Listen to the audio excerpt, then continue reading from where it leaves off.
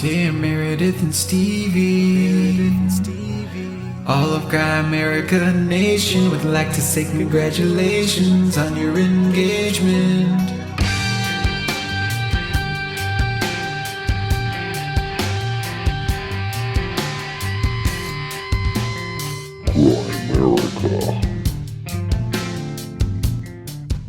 It is normal and routine, and in fact, the most common experience for people to just have a weird hallucination that makes it all work again.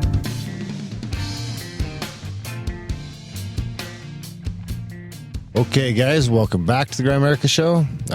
We are going to be chatting with the one and only Scott Adams a little bit later. Wrote a couple great books, How to Fail at Everything, Almost Everything, and Still Win Big, Win Bigly. Of course, he wrote Dilbert, created Dilbert. We're going to chat with him about all sorts of great stuff. It's a fun one. For that, we got the one and only Graham, my elbow sore Dunlop. How's it going, buddy? You going to be okay over there? I'm doing good. Yeah, we can talk about that in a bit. I did want to mention a couple things about Scott. You've been waiting to bitch all day. I have been, yeah. I'm exhausted. Seriously. Yeah. I'm exhausted. But I did want to thank Scott for coming on the show. He's probably our most mainstream guest we've had, like in that regard. You know, we don't have a lot of guests that have been sort of that get followed by the mainstream news and stuff. So we appreciate him coming on, spending time with us here. Yeah. I've been listening to his coffee chat. He's doing that daily, which is awesome, in the podcast format, which is super handy for me because I can't do the Periscope thing or the YouTube thing or anything like that. So, and it's pretty good, man. He gives people a real good, impartial look at everything. It's very interesting. I don't agree with everything he says. Some things you should never agree with everything somebody says. That's a good point. But somebody like Scott, it's hard to not agree with him. He's pretty logical in a lot of things. It's that whole persuading. He's persuading you fucking putts. Yeah. No, but it's been good. I mean, it was a great chat with him. Yeah, it was a great one. I think everyone will like it. Hopefully all you alt-right haters don't label it and don't listen to it. We already had some mudslinging going on before we even did the show, but there's nothing like that. And it's just fucking ridiculous. Yeah. It's honestly ridiculous. Listen to the show, enjoy it, put your fucking biases on the side. It's a great chat. Yep. All right, right on. Good stuff. And of course you can skip ahead or check out the timestamp in the show notes if you don't want to listen to our bullshit. That's right. We do a little intro here where we share some listener emails and some feedback and our own little stories and stuff like that, but you don't have to stick around. And then we beg for some money as well. That's right. So without further ado, let's listen to Graham's bullshit. Here you go. What is this? A new jingle? What is that? It's a drum roll. Oh, you know what? I don't. What are you doing? I have the Graham rant jingle too, and I don't have it on here. I'm not ranting. I'm just crying. Complaining. Is this one better? Yeah. No, I just finished a big move. And it's just, next time I'm hiring movers, never going to do it again. A big move? You moved 2 doors down? I put my girlfriend through hell. Yeah, it's worse moving 2 doors down because then you walk everything over. Like I had your truck once, loaded the back of it. I'm like, okay, we're going to take truck. There's no parking. So I just go whoop around the corner, like literally like 50 feet. And I look back and I'm like, oh, that's what I'm doing. Just driving the truck around the corner 50 feet, then unloading it and walking it the rest of the way. Oh, I must have done 10,000 steps. Like the calves are burning. Did you get a dolly? You want a calf shot? I don't want a calf shot. No, I'm sure everyone else. I had dollies and everything. I had all that. I had a wheelie thing and a dolly. It only helps so much. Stairs up, stairs down. It's a lot of stairs. Yeah. Thank God for my girlfriend's son that helped me. He's a big bodybuilder guy. So he's a big bodybuilder guy. What? He is. Okay. So it was a big help. I mean, we had to. One of those ones where you push the... I've moved things with you. I know how painful it is. Up balconies instead of through the stairwells and stuff like that. All of your exercise skill have not prepared you for manual labor in any shape or form. You'd think you'd be good at it. I was good at it. Fit. You should have seen me working all day, all night. Of course I'm good at it. You wouldn't last a week in the field. Oh, You'd be done. You'd walk off the site. Be done. I used to do pretty physical labor when I used to roll ceilings out, like when I had my painting company. What? You think that's easy? Word in that sentence. I had a what? What's the key word in that sentence? Used to, for Used to. one, and painting a ceiling as being manual labor. I had 2-foot rollers, man. Wow. Like, I had ripped forearms. My forearms plus you have were to ripped. add the weight of the paint. Exactly. I had ripped forearms. I had to haul stuff all through I'm the house. surprised you and made it. I used to walk I'm on surprised stilts. you lived through that. I used to walk on stilts throughout So the you're whole like house. my and height. Yeah. Yeah. So I wouldn't have to go up and down ladders. Jeez, he had it rough. I was, Rough go. yeah. It Sorry, was pretty Ryan, dangerous, but actually. It sounds dangerous. Now that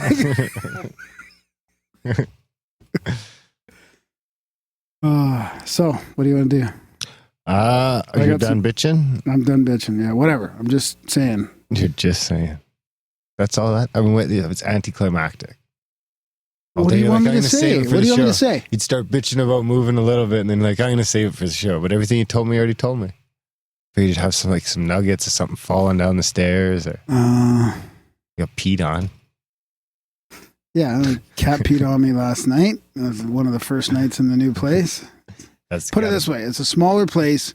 We're saving a ton of money per month, so it's we're scaling down a little bit, trying to simplify things. This is why we need support. You know. No, but I mean it's just the way it has to be. So that's good. It's going to be good once we get. Thank you for your storing some stuff here in the garage. No sweat. A bit of I found all that old paperwork. That's kind of bonus. What old paper? Oh yeah, that's right. The story, the game you made up. Yeah. Really? We're gonna put a copy of that someplace. We should sell it.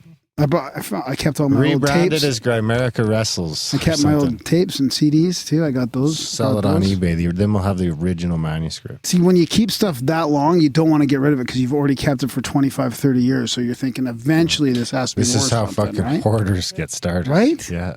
They're usually Does that make around your sense? age too, where they just can't. Can I push it. persuade you that my old CDs will be worth something someday? No. I found a Soundgarden CD that people hardly know of. That was in the late 80s. They came out with Louder Than Love. I found like the original CD before Soundgarden was anything. So just text me the songs and I'll download them.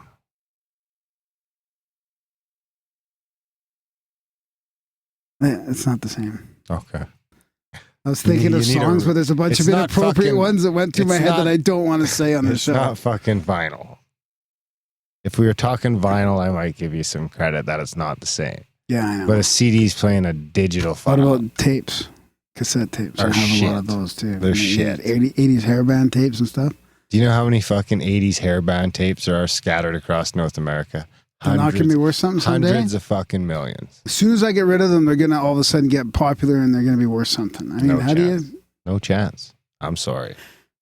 So you know just what? throw them away? What do you do with that stuff? I saved all these hockey cards and baseball cards and everything else. I got my hockey cards too. These are worth like $50, you fucking schmuck. And he's like, it's just because it was of that era when everybody was getting fucking cards. I remember you were all mine were up. before that. You thought Mine you were were going to before have that. thousands. I got Gretzky rookie I cards. have like 24 Gretzky cards and they're still not worth anything. Yeah. But they're not rookie. They're the second year ones. I always thought they were rookie until I took them in to get them appraised or whatever. And I'm like, fuck, these suck. Yeah. Pretty much. So, but hang on. What was I going to say? Oh yeah, well my buddy sold his D&D stuff. Now he regrets it, right? He had a whole bunch we had all that stuff from the kids, and I was telling him don't sell it when we were kids, and he sold it like 10 years ago. Now he regrets it. So I don't want to regret. What if I sell all my or what would you do with cassette tapes? Throw them away? Landfill. Just really? Yeah. And then what if there's a big resurgence in cassette tapes and everybody's buying them for like They're not $10 each Bitcoin. or $20 each or something? Oh my god. Well, you're right. I can't argue with that. I'm not going to sit here and try and convince you. If you want to haul your fucking cassette tapes around for that till you die, then that's you're fucking 50 years old. You can't be hauling these things around. I know. You gotta fucking cut that loose. Well, there's just stuff, right? You need to keep some stuff. And the next day, I'm going to send you an Onion article that says cassette tapes are making a comeback, and you're going to be down at the landfill fucking digging for them. I like it.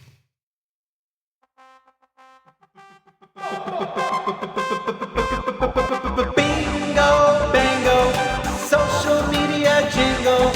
Don't forget to rate, comment, and or subscribe to the Grimerica.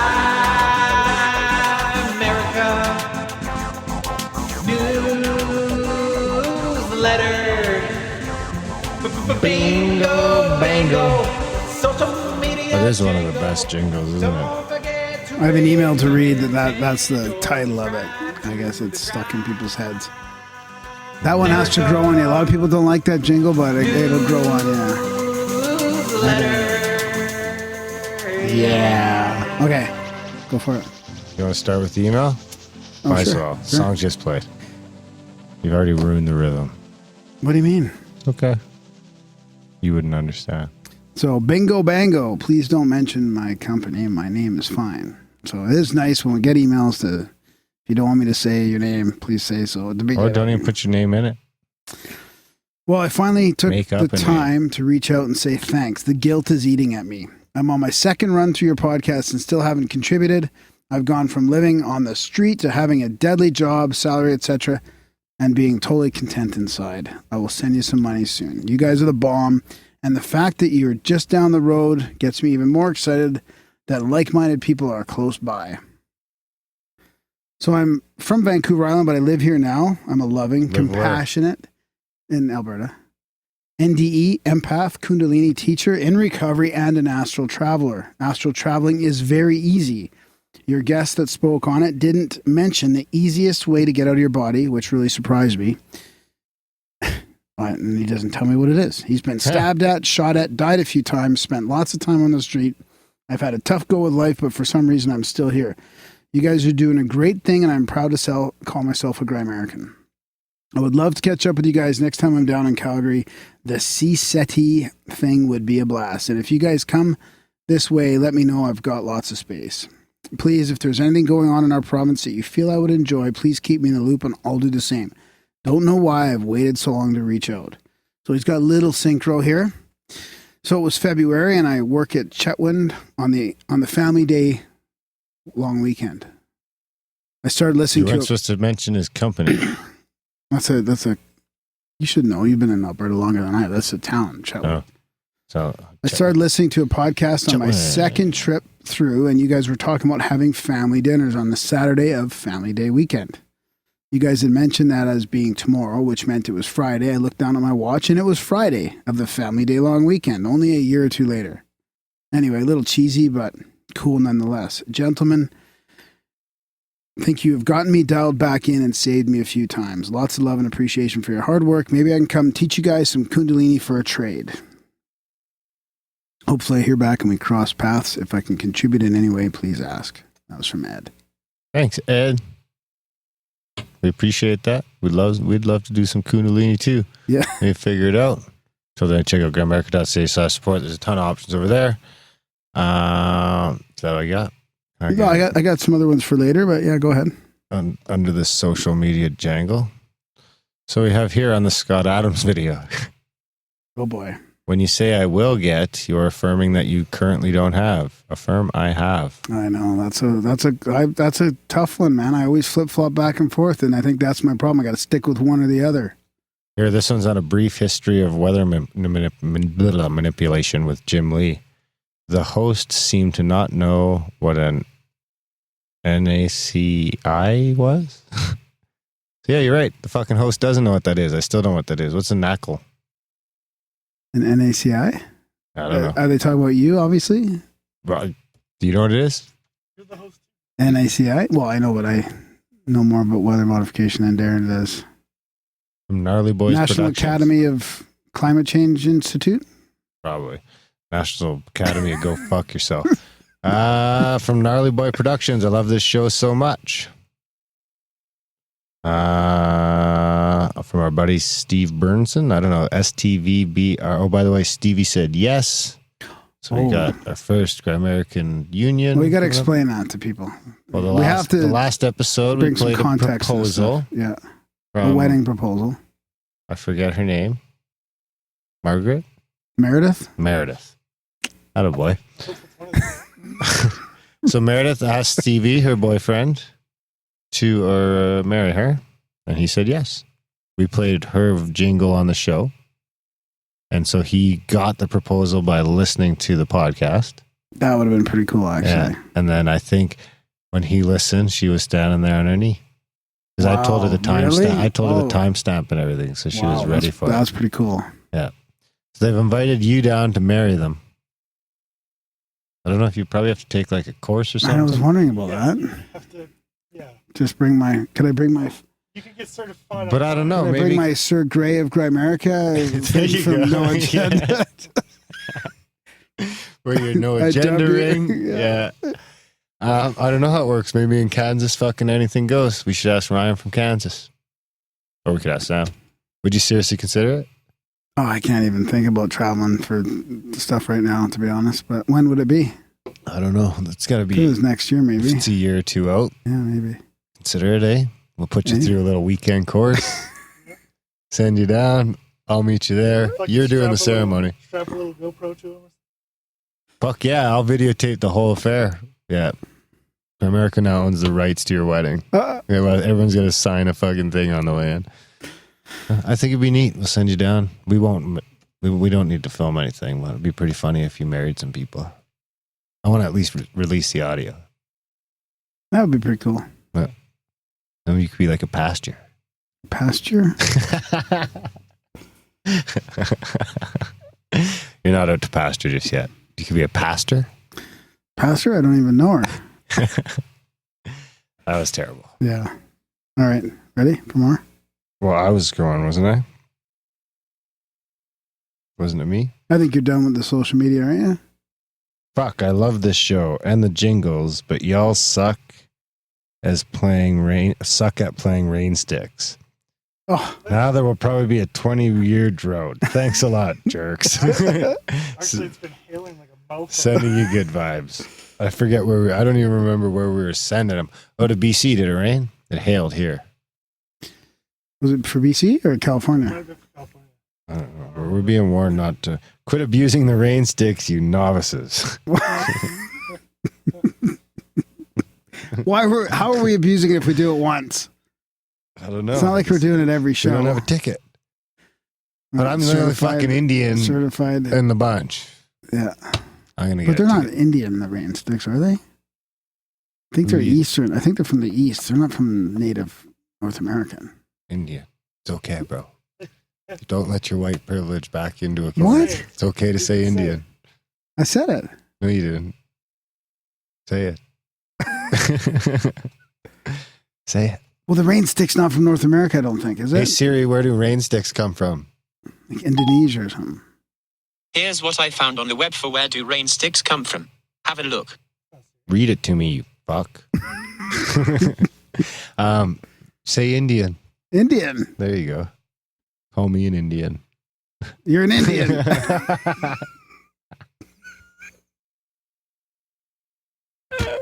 That's totally going to get made into a jingle. Okay, a rain stick is a long hollow tube partially filled with small pebbles or beans that has small pins or thorns arranged helically on its inside surface. When the stick is upended, the pebbles fall to the other end of the tube, making the sound reminiscent of rain falling. The rain stick is believed to be invented by the Mapuches and was played in the belief that it could bring rainstorms. Okay, where are these motherfuckers from? Chile, Oh, South America. yeah. It's probably the same as in regular Indians. There's South American Indians. Yeah, maybe. Where everyone came from. Yeah, maybe they all came from the same place. Guys. You're in big Yes. trouble, mister. Especially on this episode. Thanks, Darren. Yeah. Yeah, lots of attention on the... Pen and paper and write this down, or a pencil. Why don't you send some physical mail to the Grimerica show at P.O. Box 16033, next line, 100-815, comma, 17th Avenue, SW, next line, Calgary, Alberta, next line, Canada, next line, T2T space 5H7. That's the P.O. Box. P.O. Why don't box. you send Darren some dirty socks? Because he's got a dirty sock. So we've got some mail here. Okay. It's from Minnesota. Hopefully it's not Should we- hopefully- anthrax or yeah, something. yeah. It just says, I don't know if I should read this. No, I'm not just- going to read anything till I see the... usually there's a letter inside or something like that. We're slowly learning the lesson. Everybody loves to get physical and get physical mail in the mailbox. So send them some mail. Send them some mail. Send them some mail in the P.O. Here we Oh go. boy, looks like a... Quite a long letter. Did you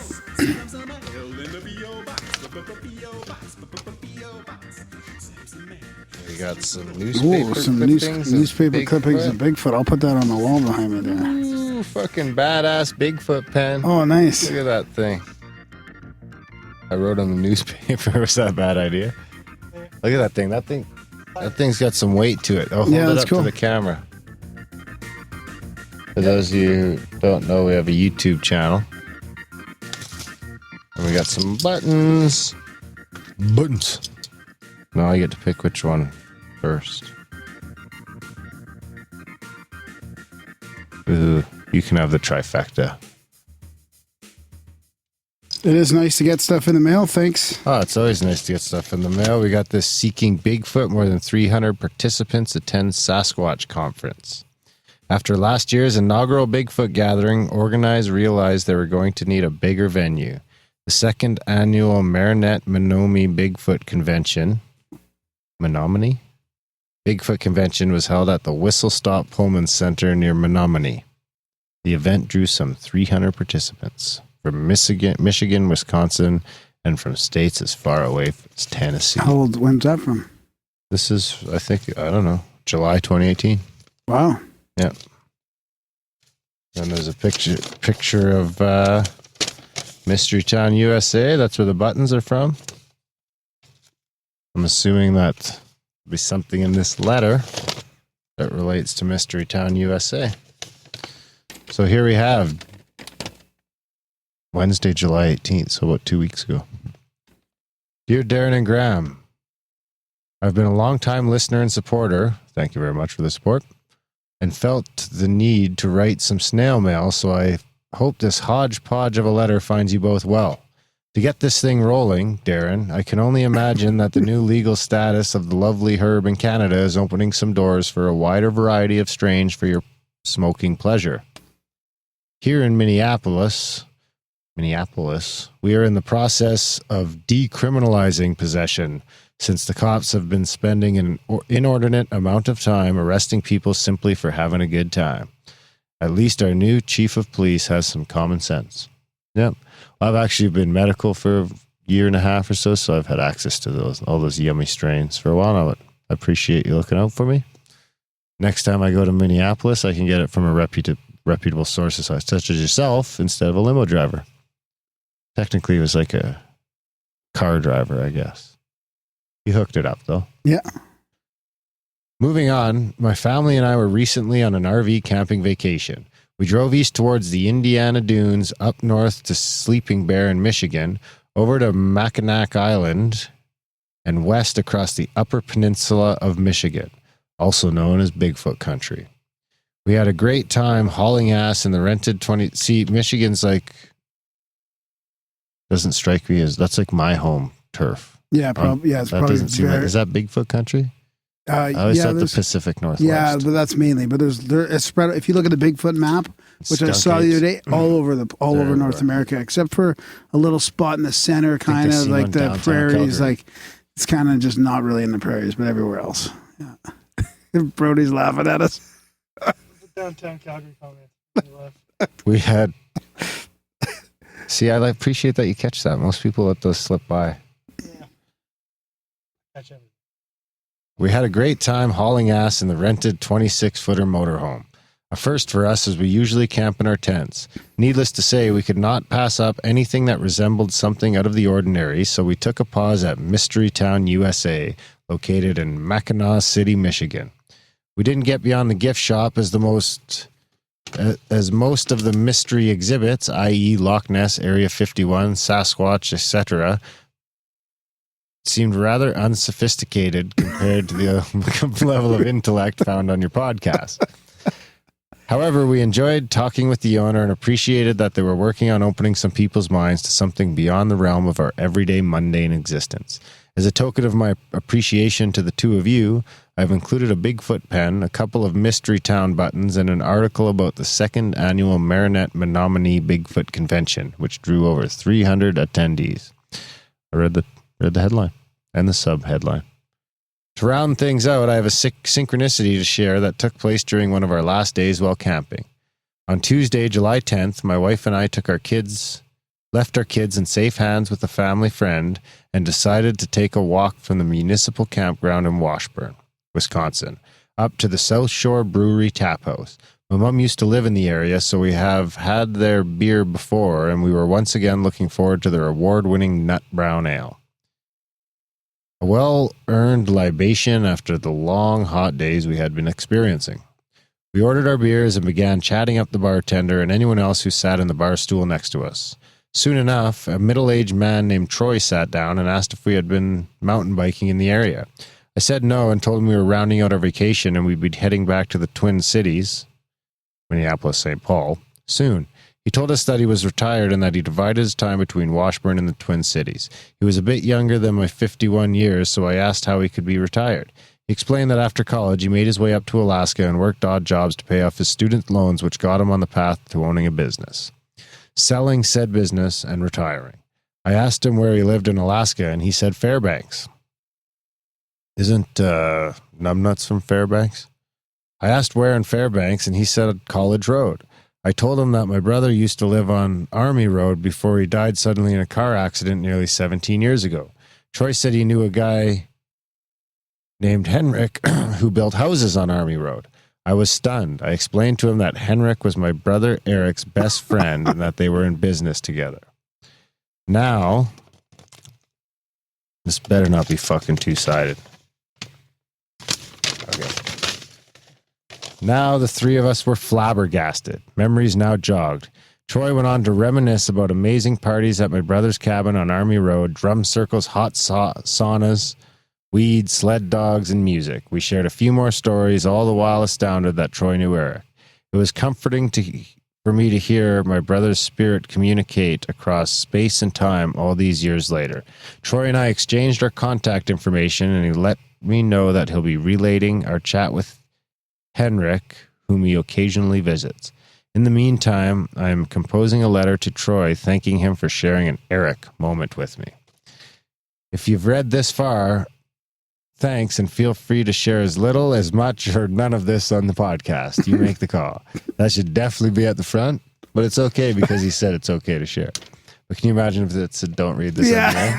There's no chance that I'm checking that or pre-reading anything. So keep that in mind. I look forward to each new episode. Sincerely, Mark in Minneapolis. P.S. My 11-year-old son sometimes listens, and the other day while he and I were walking the dog, he said, Graham is the real deal. He is definitely someone you can count on. I can just tell. What? And there you have it. Yeah. Oh, cool. A young kid, so that you're someone to count on. Wow. Awesome. That kid is a terrible judge of character. I have another one about a cat. See, there's all these little tiny synchros. I mean, I don't want to make a big deal, but I have an email ready to read about a listener and her son's synchronicity. Let's hear it. And then I have another one as well. It's kind of. First, do you want to do rate that grammar? 7.77. 7.77. Yeah. Wow. What would you rate it? I probably would have rated that one 8.2. Oh wow. Yeah. You're a piece of shit, Graham. Should I play the synchro jingle? Yeah, sure, I guess. Yep. But we'll keep on that vein, and then I'll switch gears to the other synchro type stuff. Actually, I get two. I'm a rambling Graham. Oh, nice. I like it. All over the web.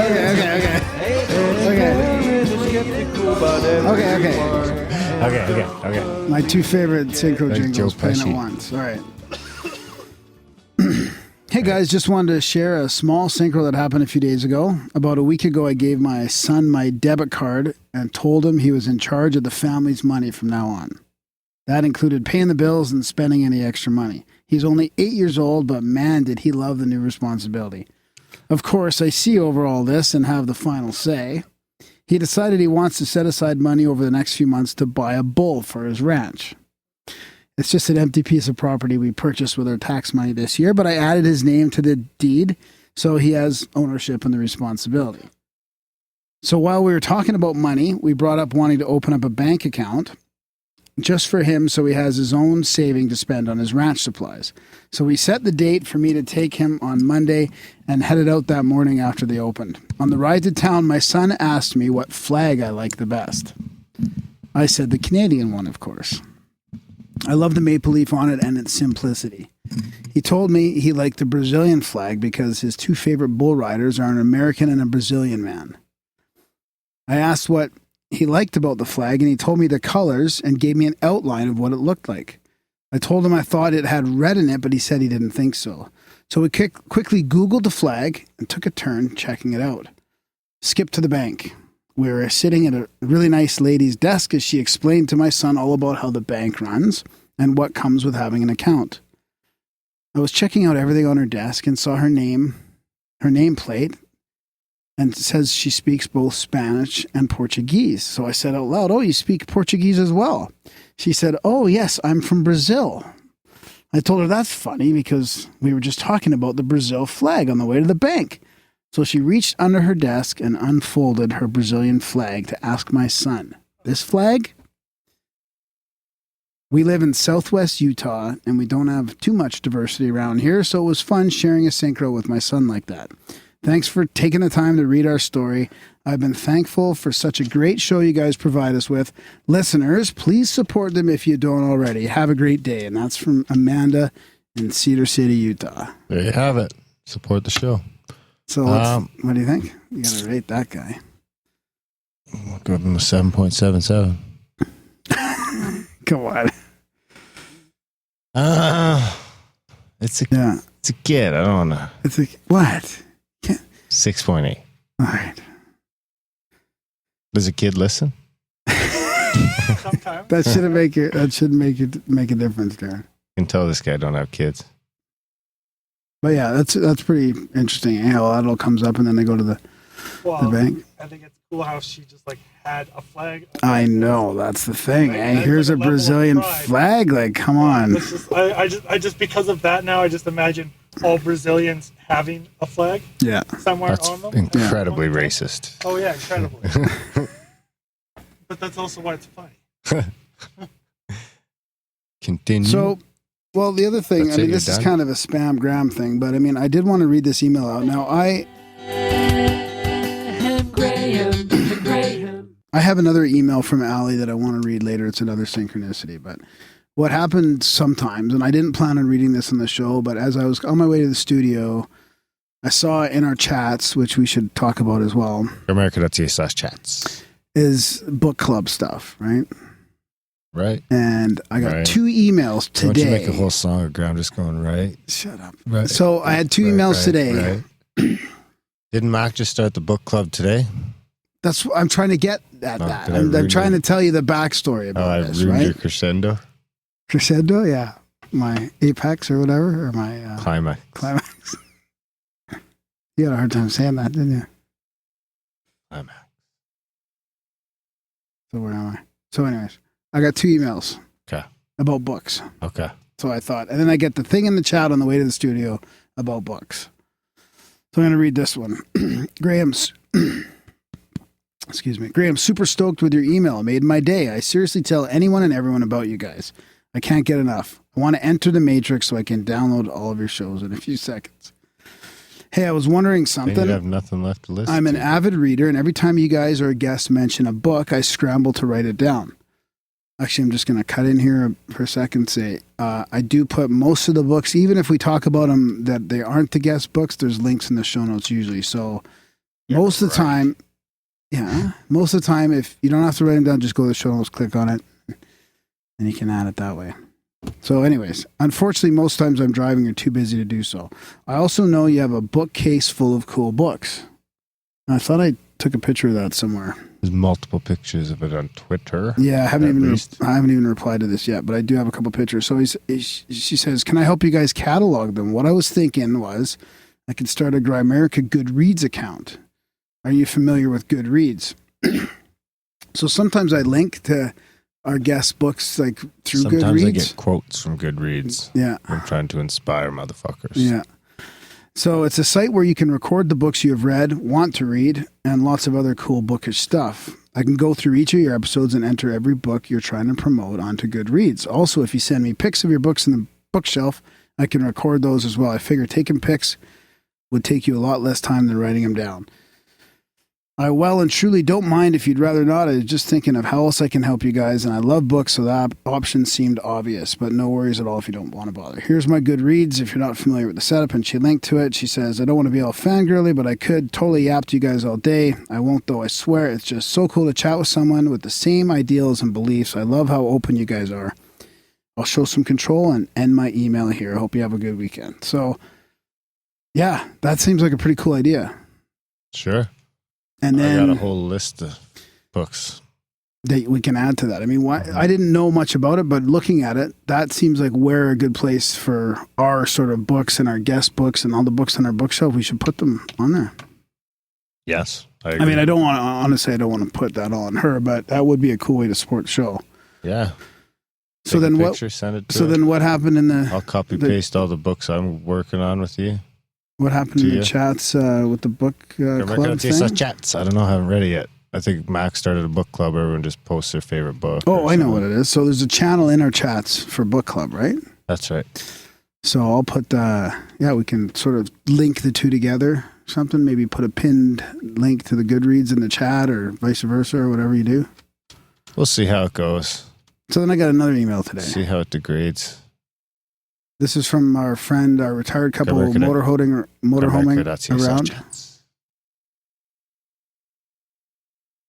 Retired couple, motorhoming around down in the States, and they send me interesting pic. It's like an old typewriter, a pic of an old typewriter thing in a way. So, anyways, this is appropriate too. Dear Graham, I listened to the latest. Oh, this is the wrong one. Oh no. Way to go. Do you want me to read this anyways? Sure. Dear Graham, I'm going to pull up people. Yes, it is. Okay. Same people. Okay, this is feedback. We can segue into our support segment if you want. This is feedback on one of our black budgets. I listened to the latest black budget feed dated July 20th, and I was very impressed with the information presented. And as usual, you and Darren did yeoman's work concerning the conduct of the interview, allowing the guests to roam, but reining them in with key questions and comments. I've never heard of the National Policy Council. I think he means National Council Policy. That's the one I released into the thing. Yep. Prior to today, this surprises me. Most of the conservative organizations are not shy about promoting themselves. Knowing of it lends new meaning to Alex's frequent comments that he touts when he touts his inside sources. So thanks, Grimerica. I'm sure he's talking about Alex Jones there. Regarding what contributes the JBS is making to today's battle against authoritarianism, I enjoy their magazine, The New American. It doesn't take the Rush Limbaugh approach of only supporting Republicans, but adhere to the motto, smaller government, more responsibility, and with God's help, a better world. They publish the Freedom Index twice yearly. This rates the votes of Congress as weighed against the oath to uphold the Constitution. There's a reason Ron Paul became known as Dr. No. Again, thanks for a great podcast. Your supporter, Ken in Texas. So I'm going to quickly just look up the email I got from him today because it's about books. Thanks, Ken. Pretty cool. And I've got one of his, he sent an awesome story about a spell, and I'm saving it for a future episode. A spell? Mm-hmm. Like a spelling bee or like a witch spell? Like that kind. Or like a Dungeons and Dragons kind. Jeez, now I'm having troubles finding it. Just bear with me for a second here, dude. Rather not. Here it is.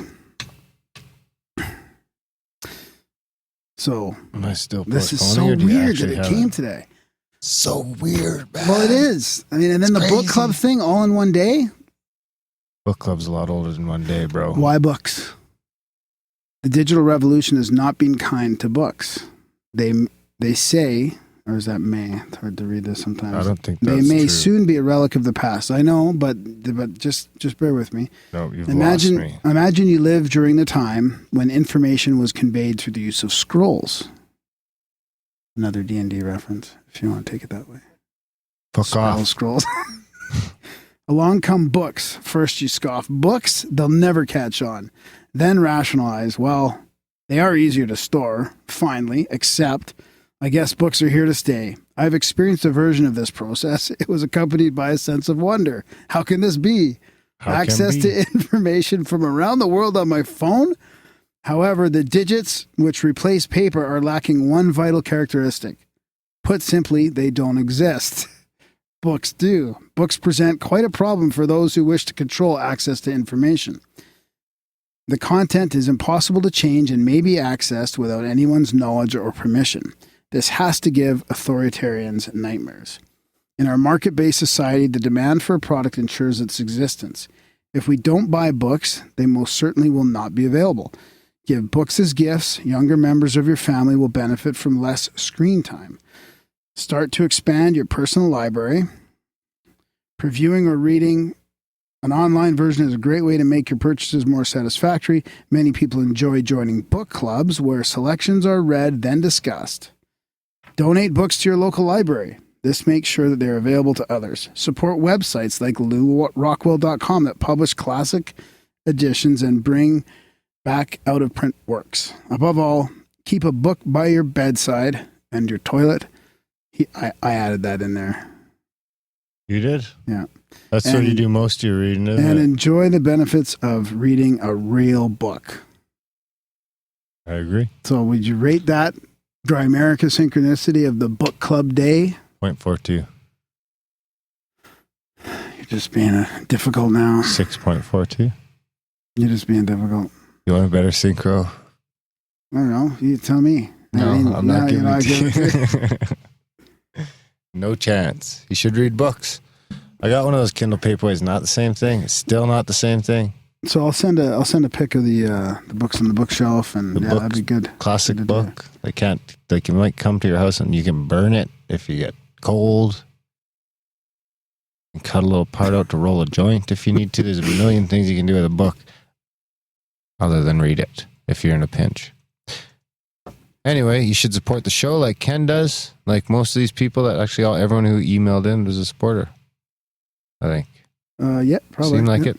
Right on. And there's a black budget and all that too. And don't forget the UFO quote of the week. You can't leave me hanging with that. Grimerica.ca/support, guys.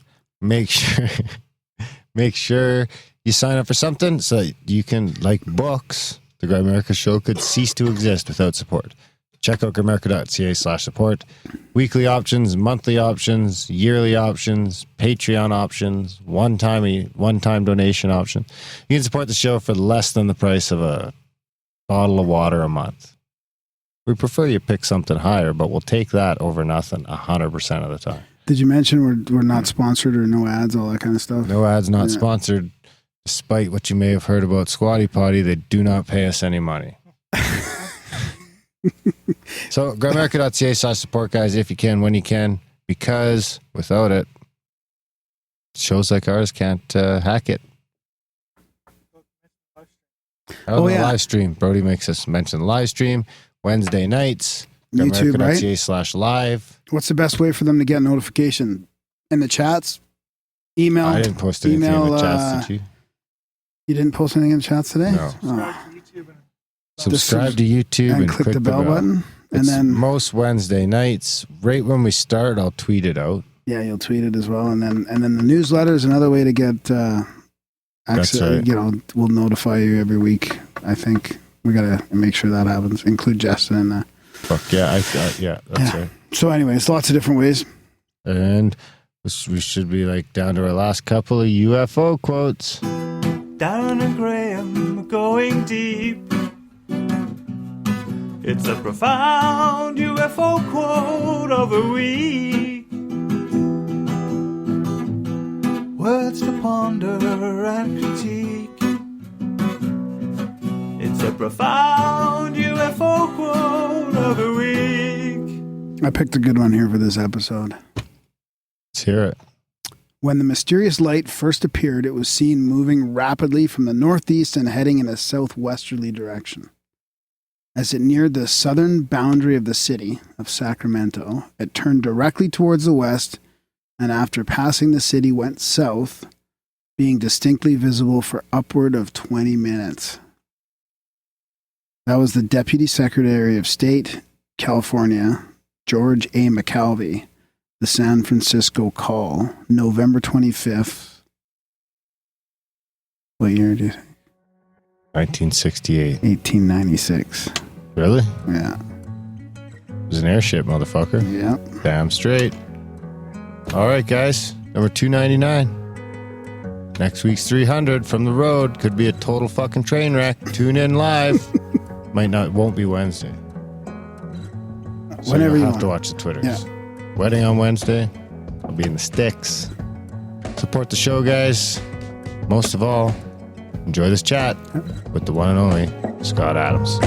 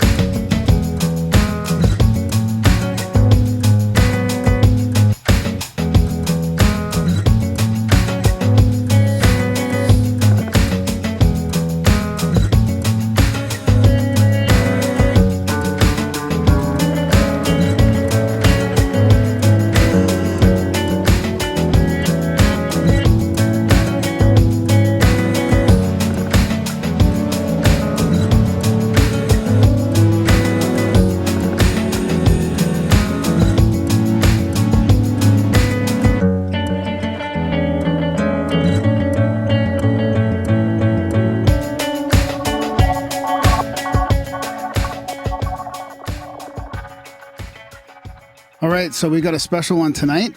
We got Scott Adams with us. He's the author of probably Darren's favorite book, and definitely one of my favorites as well. It's up there for sure. Couple of favorite books here.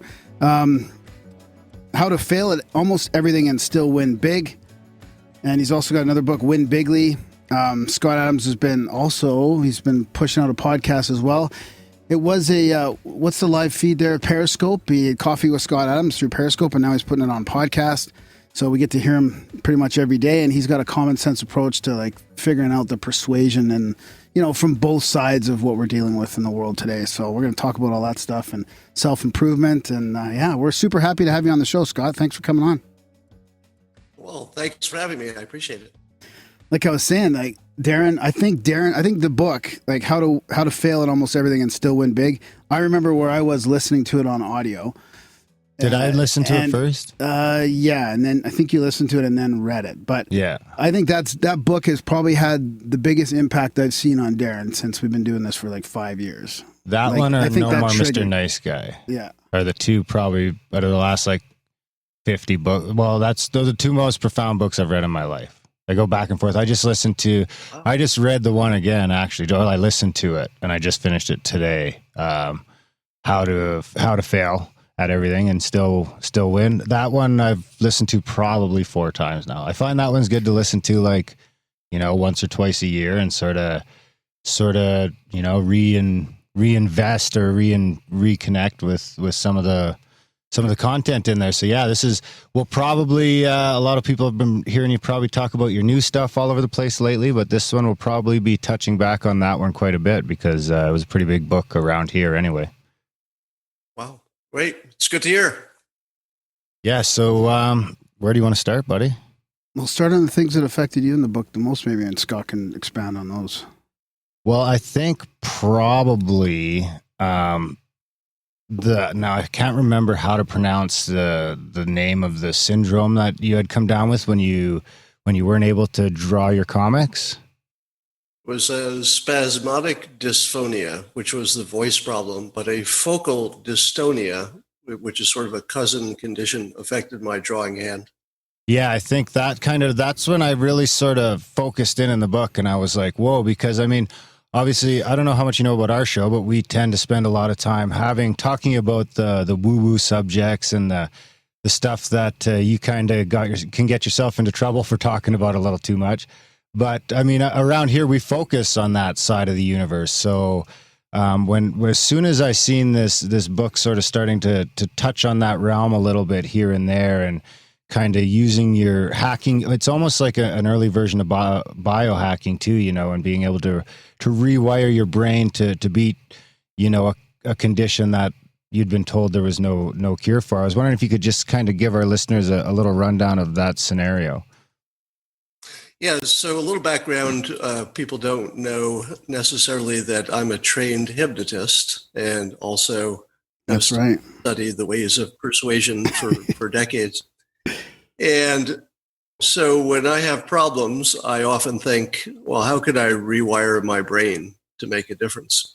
And the story you're talking about was I lost the ability to use my drawing hand for several weeks, maybe months. And what would happen is my pinky would spasm as soon as I touched my hand down to paper with a pen in it. And of course, if your job is drawing, that's a really, really big problem. Now, as luck would have it, the world expert on that specific condition was a doctor at the Kaiser Health facility that I actually go to. So it was a weird coincidence that the expert was local. And so I went to him and said, okay, I got this spasm problem. And he diagnosed it right away. Oh, yeah, that's a focal dystonia. I deal with those all the time. It's usually musicians or anybody who uses their hand in the same way a lot. And I said, all right, great. So what's the cure? And he said, quit your job. And that was it. That was the best science and the medical community had to offer, which was there's nothing we could do about it. Quit your job. But they suspected it was a brain malfunction as opposed to a physical hand problem. So I agreed to help them experiment with a variety of different things, from biofeedback to physical therapy on the hand to exercises, etc. None of those made any difference. But I was working my day job at the time. This is when I was working my day job while doing the Dilbert comic nights and weekends. And I started just touching a pen to paper very briefly, just tapping it and then taking my hand away before the spasm started. And I would just do that for hours at a time with, if I was in a meeting, I'd just touch the paper and then take my hand away and touch it and take it away. And I would just do that the entire meeting until eventually I could hold the pen on the paper for 2 seconds, which was actually a lot. And then I kept doing it for 2 seconds until I could do it for 5. And somewhere around 10 seconds, my brain rewired. And it just took that problem away. And now I can reproduce the problem. If I were to overuse my hand for a period, I would get it back because I've been close to that before. So I know that it's always that risk. But I was in the literature, I believe, according to my doctor, as the first known solution to that problem. Wow. And that it was a brain hack.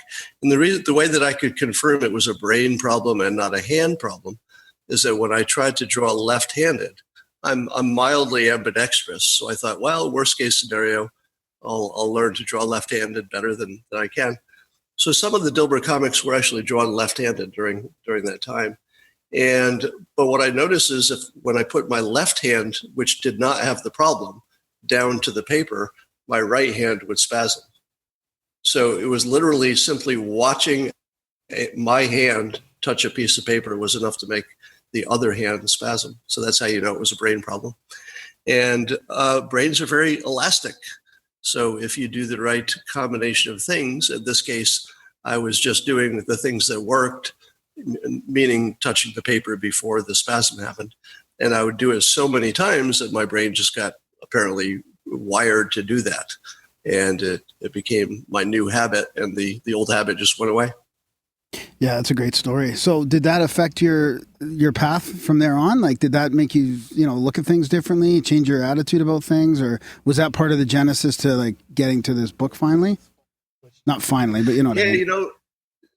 I've never connected these dots before. So your question is sort of perfect. You know how sometimes bad luck leads to something good? You would never choose the bad luck, Yep. But sometimes it opens up a door. And there were a couple things that happened because of it. One of them was that a second time my hand started to hurt.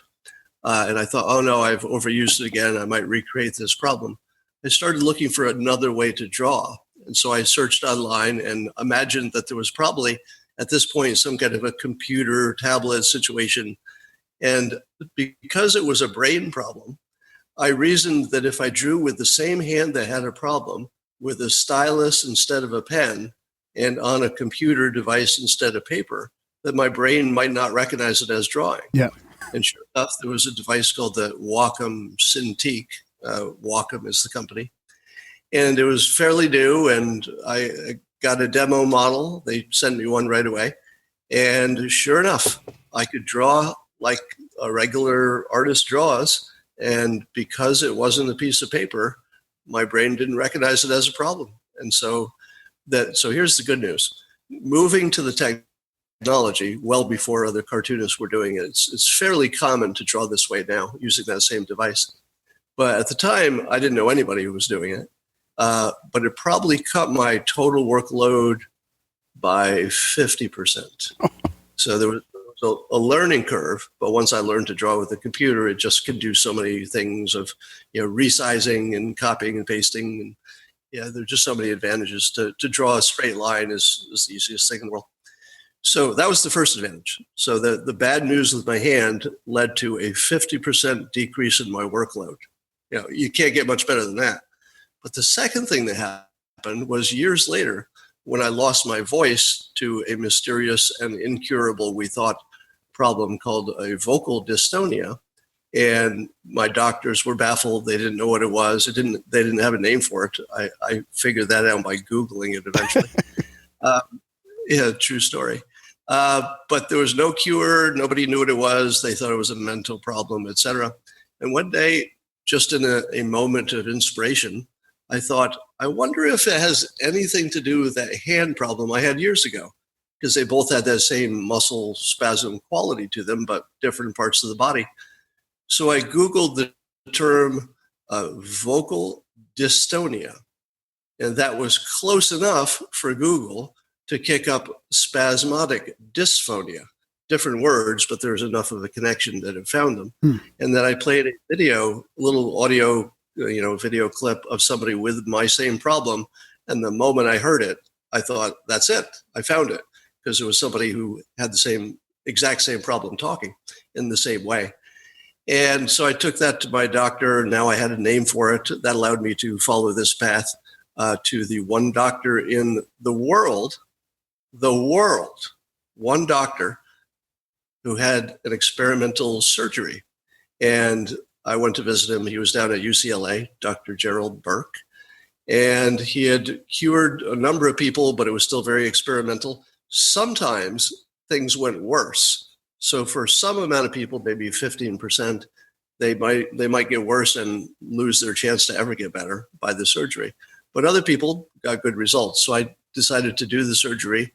And as you can tell, my voice returned. So I managed to cure effectively, if you can call it that, 2 incurable problems, one with my hand and then later with my voice. But I probably would have taken much longer and maybe never figured out what was wrong with my voice. And by the way, a lot of people who have this condition never figure out what the name of it is and therefore can never seek treatment. So the hand problem probably saved my voice, which was a much bigger deal than even the hand problem was.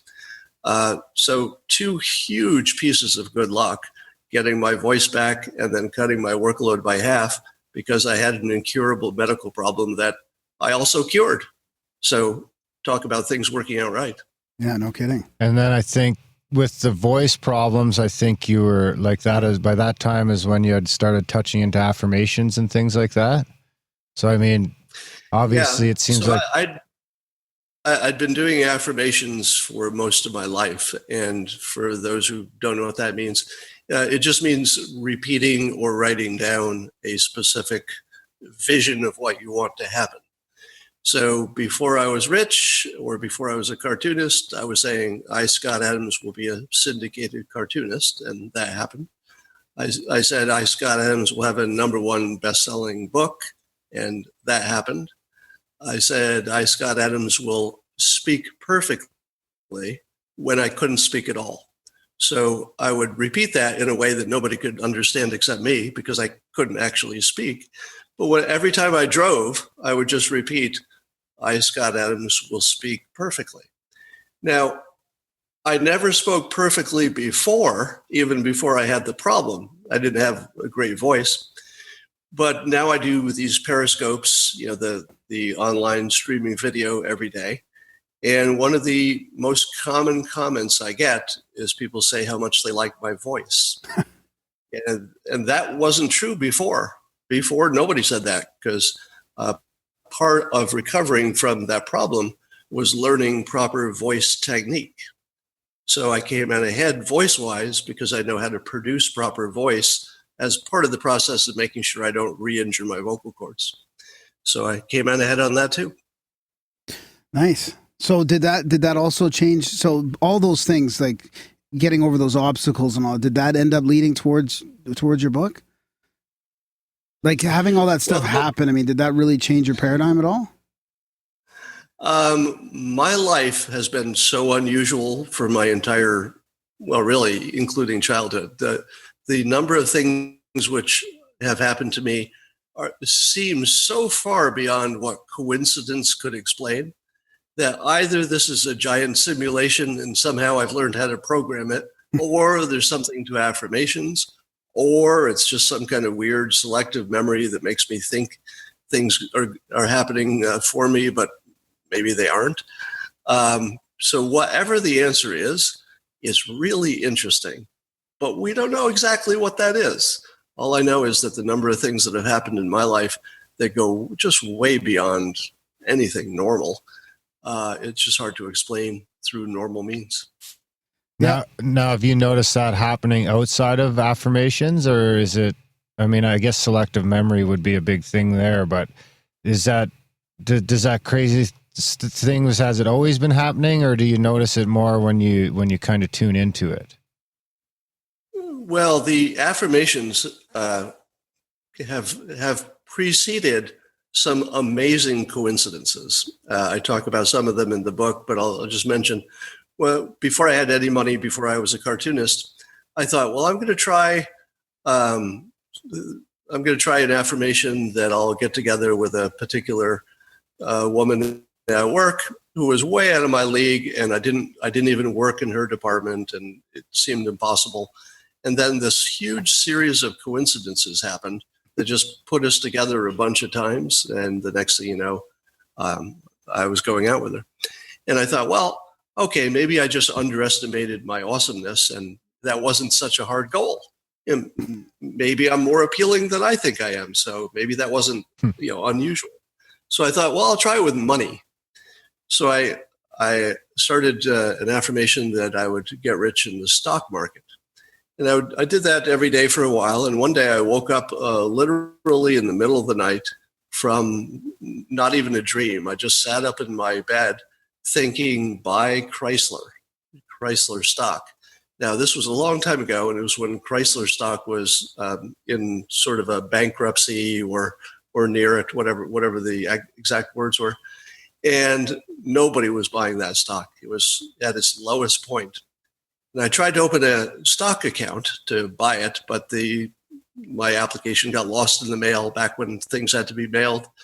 And I didn't get it in time, and the stock started going up. I don't know, maybe it went up 10 or 20% in the time it took me to sign up for the account.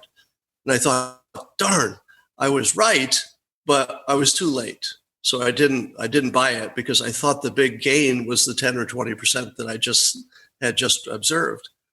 But Chrysler became the biggest gaining stock of the entire year. So I think there are 10 or 20,000 stocks in the world. I picked for my first try. I'd never bought a stock before that. For my first try, I had obsessed for no obvious reason. I had done no research. It wasn't on the top of my mind. I had no connection to Chrysler. I'd somehow come up with the one stock out of 10 or 20,000 that was the number one stock. So I thought, well, I missed the boat. I should have trusted that. I should have acted on it. So I thought, well, I'll just try it again. So I tried it again and waited for another inspiration. And one day I picked up the newspaper and I was flipping through, and there was an ad for a new stock offering, a company called Ask, A-S-K, some kind of a software company. Now, I didn't know what they did except software. I had no knowledge about this company, but it just, for some reason, felt right. So I put maybe $1,000 into it. And immediately it went up, I don't know, 10 or 20%. And I thought, wow, that happened in about 2 weeks. I'm a genius. If I could keep this up, look how rich I would be. I seem to be the smartest investor in the world. So I sold it, made my, I don't know, $200 or whatever I made. And I thought, woo, I'm a genius. And that stock continued up to be one of the biggest story stocks of that entire year. It was in a very small number of stocks that were the biggest gainers for the whole year. And had I held it, it would have been a pretty good deal. So after those experiences, I started thinking, hey, why don't I just try to become a famous cartoonist? Now, I didn't do it right away, but when my corporate career eventually fizzled, which wasn't long after, I started doing that affirmation. I, Scott Adams, will be a famous cartoonist. I think that was the exact words. And here we are. Wow. See, that's funny. I forgot about, after reading the book, that I there do was those affirmations strange, every day, by the way, now. So. I forgot there was those strange coincidences. And it really does fit with, like, so many of our guests have gone on their path through like a bunch of synchronicities and strange coincidences. It really does. It does. Yeah. fit. It's funny because I hadn't read Scott's book in about 6 months or 8 months since I had last looked at it. But I've read about 20 other books in the last couple of months. And, so many of them are tapping into this common thread. And then listening to Scott's book again kind of summed it all up. Before we start to move on, I was wondering if you could give us sort of, I really like your approach to the sort of the systems versus goal-based outlooks on life and how goals are kind of set you up to start doubting, self-doubting, and among other things. And I was wondering if you could kind of explain that theory to us or hypothesis to us quickly. Yeah, so one of the big themes of that book, that How to Fail at Almost Everything and Still Win Big, is that systems are better than goals. Goals have a few problems. One of the problems is you don't really know exactly what would be your best outcome. So if you pick a goal in our fast-moving, ever-changing world, and let's say it takes you a few months to accomplish your goal, by the time you get there, there's a very high likelihood that something else was a better thing to have done. So you've got to be nimble, and goals lock you in a little bit, and they give you tunnel vision for the goal, which is really why you have them. You pick a goal so that you can focus on it, but that focus necessarily comes out of something, and that means that you might not notice other opportunities. So that's the first problem.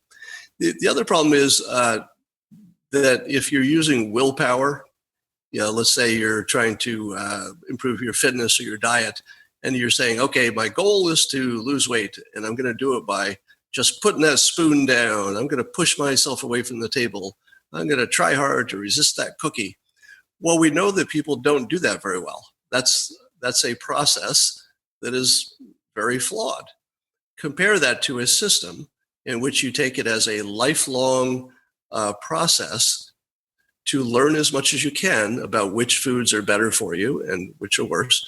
For example, if you wade into it a little bit, you would discover that pasta is better for you, at least in terms of weight, just specifically weight, than a plain white russet potato. Now, if you didn't know that, you would say, I like potatoes, I like pasta, I'll have a potato. But once you do know that, you say, I like them both the same, I'll have the pasta. It doesn't spike my blood sugar the way the potato does. And if you knew, for example, that eating peanuts is very correlated with maintaining or losing weight, because apparently they're just very satisfying. That's why eating a Snickers is somewhat satisfying. If you knew that, then you would have another technique that could help you control your appetite. So learning what foods you enjoy that are also good over time, continuously experimenting, continuously learning, making sure you at least skim any article that says, hey, we learned a new thing about nutrition, at least skim it, find out what that's about.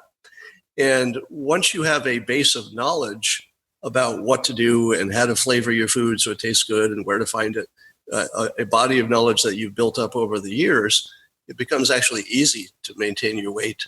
It's because you've developed just good habits and you have good knowledge about what choices to make.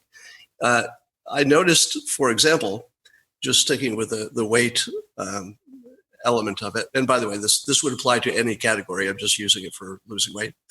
I would go out to dinner, and it would be typical that, several of the adults at the table were trying to lose weight or were at least interested in that. And I would look at their choices. Just look at what's on their plate. And it would be completely obvious that the people trying to lose weight had no chance because they didn't know what to put on their plate. And they thought they were making good choices, but they would often be terrible choices. And I'd look at the people who were thin and keeping the weight off, and their choices were all exactly the right things for someone who's trying to maintain the weight or lose. And I thought, oh my God, it's not willpower. You think it's willpower, but it's not. It's knowledge. The people with the most knowledge, it's easy. Well, Once you reach some minimum level of knowledge, keeping weight off is actually fairly trivial. I found for the last 15 or 20 years of my life, when I should be gaining weight, I reached some of my lowest weight as an adult, and it was all lean muscle. And it was all based on knowledge, and none of it was based on willpower. the problem I have with that, or the difficulty I see, is, and I use bacon and egg sandwich as an example. I've been eating a lot of those, but if I was eating a bacon egg sandwich 20 years ago, bacon would have been the bad thing, and between now and 20 years ago, eggs have been good and bad over time. And now bread is the bad part and bacon and eggs are the good part. Yeah. So, how do you sift through all the crap? So I don't think that what I've described could have worked even 15 years ago. Oh, okay. It's something that really only can be done in the past 5-ish years, because we finally figured out, we're a lot smarter about what's good for you and what isn't. But what I also, beyond that, I recommend that people use their body as a little, a lab, and they just try stuff. Yeah. So if you think the keto diet, you think you want to give that a shot, I say try it, see if it works. So you may just A/B test your way into something that works, independent of what the science is telling you at the moment. Yeah, that's a good point. Yeah, it is. I do think it is changing. I mean, especially with the health and wellness and the biohacking community and all the science that they're doing with the stuff. It really does seem to be a little clearer now. Yeah. So where do you want to... And I also advise people weigh themselves every day as part of a system. The old thinking was, if you look good in the mirror, you're good. But I think you want to catch it. You want to catch 1 pound difference, because if you're doing it every day, even 1 pound difference will actually influence what you order for lunch. And if you didn't weigh yourself, you'd think, I'm okay. Well, I'll get the French fries. I'm going to start. Pretty soon your mirror will tell you. I'm going to start it. No, but but you're. By the time your mirror tells you, it's a little too late. That's a good point too. Aren't they coming out with smart mirrors now? That they're going to be able to tell you when you're like in trouble. Handles are getting big. Yeah, like you're getting weight done lot. Well, also health. Apparently, there's science now that they can look at your face and detect actually health problems. Wow, and smell your breath probably too. I think that'll be one. All kinds of things. So where do you want to go from here, Darren? I guess we should probably start. The other thing I want to touch on before we jump into the persuasion stuff is. Oh, hang on a sec. I have a question about the goals and the affirmations, because when you said, it does make sense to me, the systematic approach. I mean, I've had certain jobs that it's really important to follow a system, instead of having a goal to complete something in the job, following a system will get you there. But the affirmation itself sounds like a goal. Yeah, I always recommend that people use affirmations that are general enough to give them some flexibility. Okay. So a bad affirmation is, I will make $100,000 by November. A good affirmation is, I will be wealthy. Or I will get rich, or I will get a promotion without specifying promotion to what, or I'll get a better job without specifying what job that is. So the more you can leave it open, probably the better chance you've got. Yeah, that makes sense. All right, Darren, what were you going to say? That really ties in with the Dale Carnegie stuff. That's crazy. Old school. Yeah. And then didn't you get some of your public speaking stuff from a Carnegie course? Yeah, the Dale Carnegie course is insanely powerful. I recommend it to everybody. It was one of the maybe top 2 or 3 educational things I've ever done, and it was just an evening course for a few hours, a few times a week, for a few weeks. So in terms of investment, it was small. In terms of payoff, it's just enormous, just life-changing enormity that never stops being important. I mean, they teach you how to be comfortable in front of a crowd. Now, think about how many people are afraid of talking in front of a crowd. And then think about how many people's careers and life, they would have so many more options if they could be the one to stand in front of the crowd and do it confidently. And the Dale Carnegie course also taught you how to just make conversation with strangers, which is the most frightening thing in the world if you're an introvert, as I am naturally. But once you learn the technique, you start looking at people who have good social skills and you say, hey, they're using the technique. Now, they don't think of it as technique. It's just something they learn from probably family or friends, something they learn from their parents. And they're just acting the way they've seen other people act. But if you didn't have that model, you don't realize that there's technique involved, and it's fairly formulaic in terms of how to approach somebody comfortably and make them feel comfortable and how to do all that. So between the ability to speak in public and to also speak privately to strangers and be comfortable, it's completely life-altering. It's crazy, too. And he gets into the affirmation stuff, too. That Carnegie guy was pretty switched on. Yeah. Pretty good. Yeah, he was ahead of his time. I think my mom took that course in the 80s, I think. And she came back. It was really, she would call it, now it's mindfulness, right? But she would say, I'm internal. Like she would be, that was, I think that was from the Carnegie course. I'm not sure, but she took a couple other ones too, but really trying to become present. And that's kind of where I learned about, being in the moment or mindfulness. Cause she would always say like, oh, sorry, I'm internal, which means like she's in her head, that she's not being present. Would you say that your hypnosis course was up there on the list of most important things? Yeah, I usually put that in the top 2 with the Dale Carnegie course. So when you learn hypnosis, some of it is used directly to hypnotize people, and you do that to earn your certification. You've got to hypnotize a lot of willing subjects.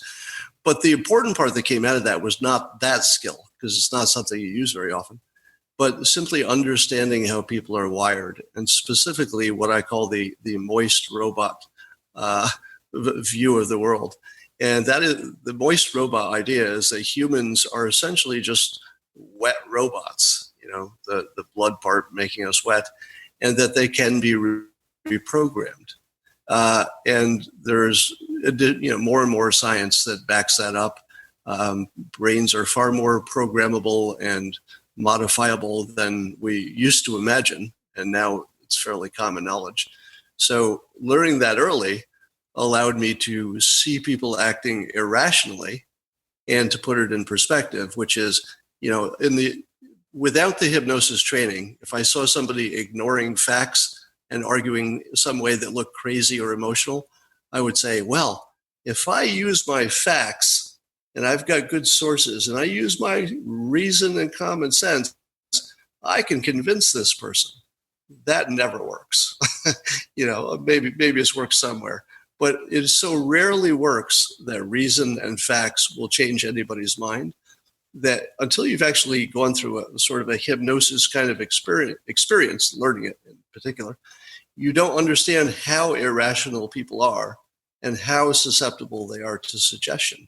And once you see that context, you see somebody who's literally looks crazy to you, you can tell yourself a few things. Number one, I'm not going to change their mind by my logic and my facts. It's just not going to happen.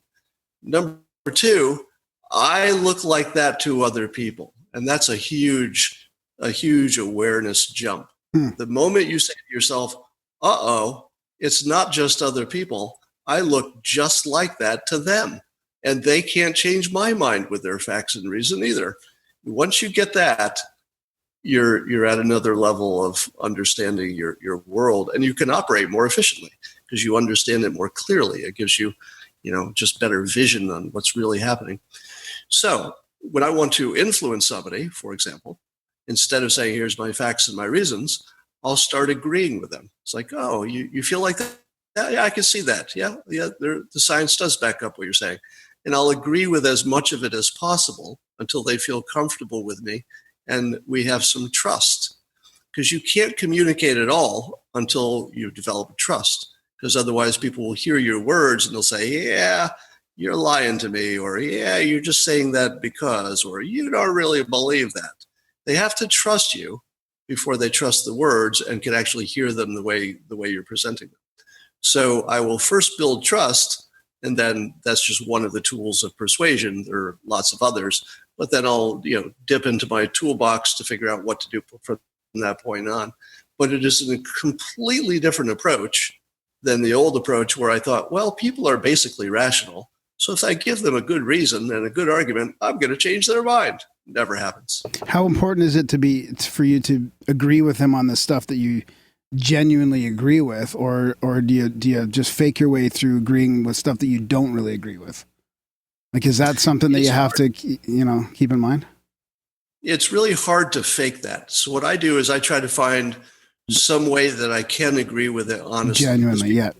People will pick it up. If you're not genuine on that, they'll sense it. People are pretty good at sensing somebody who's trying to pull one over on them. Yeah. So the trick, if you will, with pacing is that it's not a trick. The trick is you say things that are true.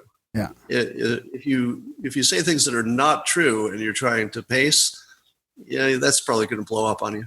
Yeah, that's a good point. So, Darren, do you want to touch on something, or I can keep going on? No, you go ahead. Keep going. So that's one of the things I appreciate about listening to your coffee talks and some of your other stuff is that common sense approach to how we're being persuaded, and you can see from both sides that the persuasion's happening on both sides, and there's a middle where the facts are very, very hard to find, and people can just take what they want from their side to reinforce their worldview, and they're off on that side, and then there's other people taking information from that same thing and reinforcing their view on the other side. And I really appreciate your sort of middle approach. I mean, I don't know if you would consider that, but that's the way I feel about it.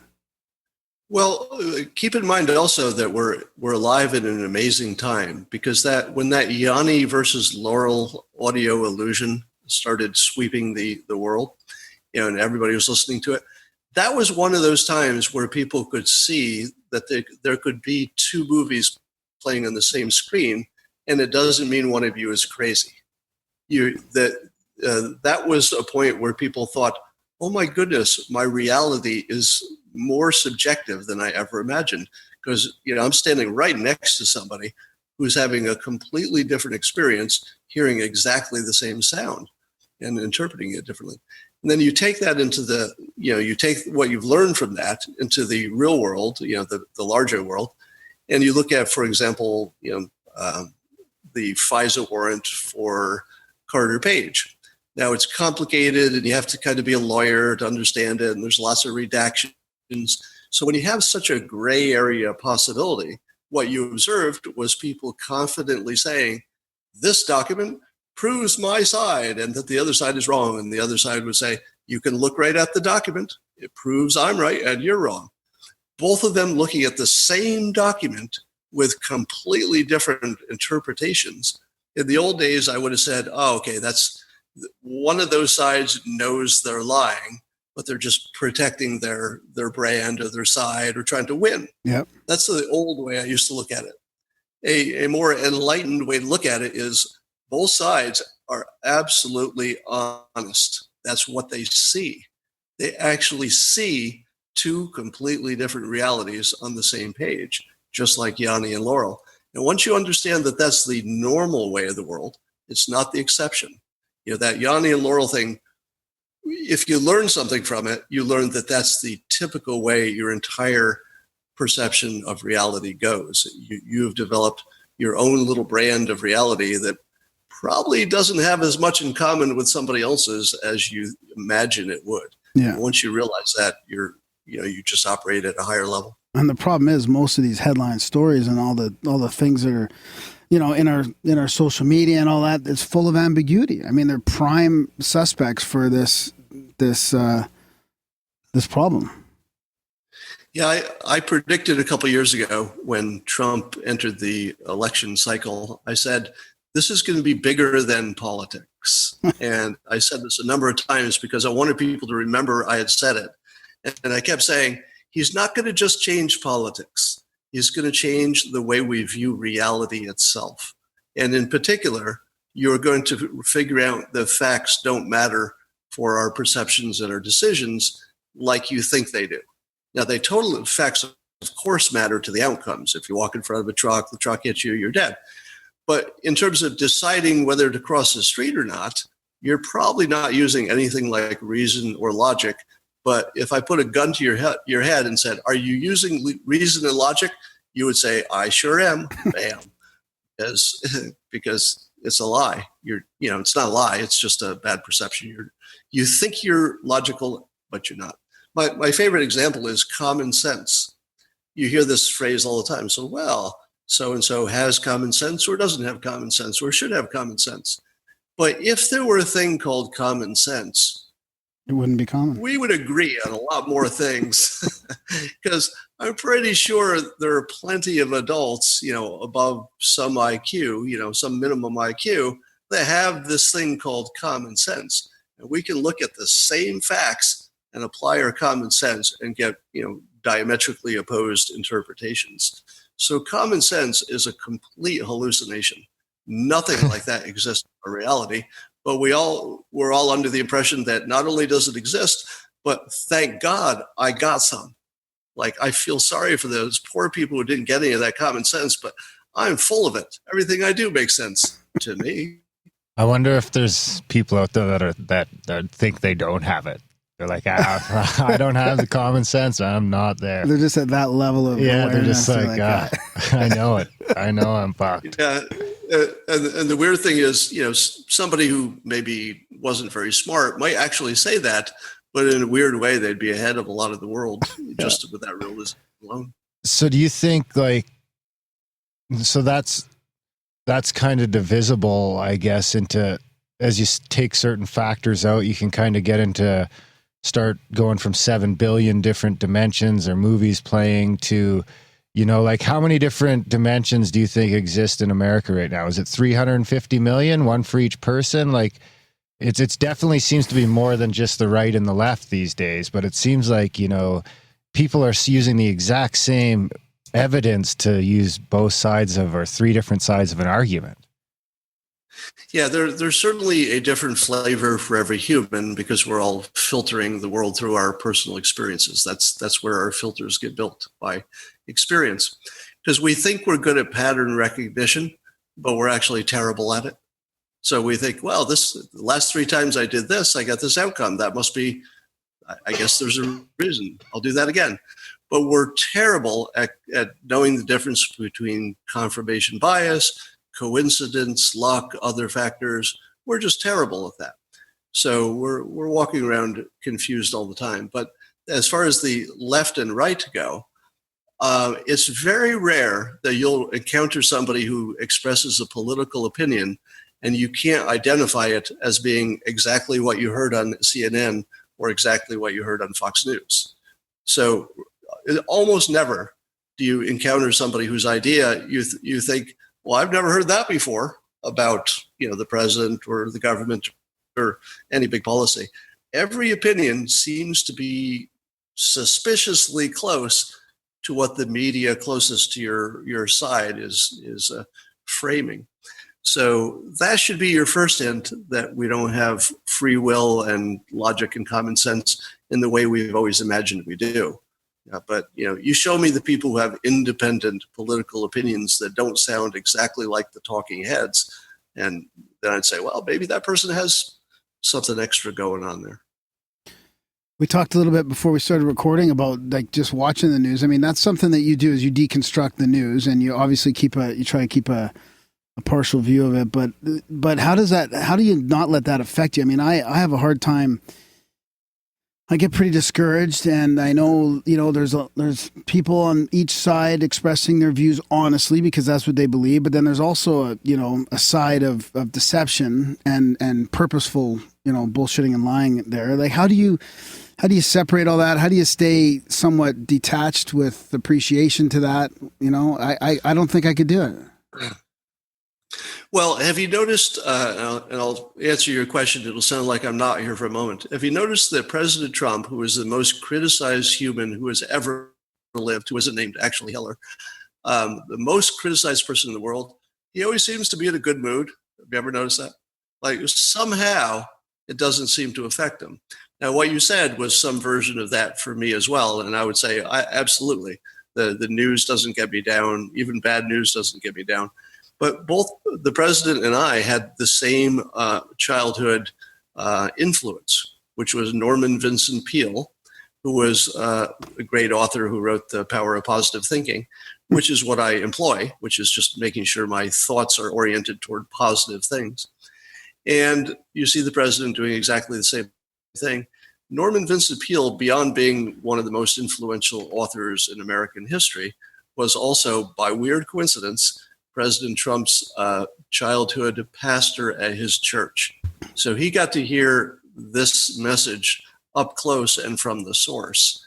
And there's no way that didn't affect him, because you can see Norman Vincent Peale's fingerprints all over President Trump. I mean, he is just unnaturally positive about how well things are going to go. Now, he also has a good persuasion talent stack, so he knows that acting positive in that way actually gets things to move that way. So creating things through optimism. The economy is the best example. If you think it's going to go well, you invest today because you don't want to miss out on all this good stuff that's going to happen. And it's the investing today that actually makes it go well. Yeah.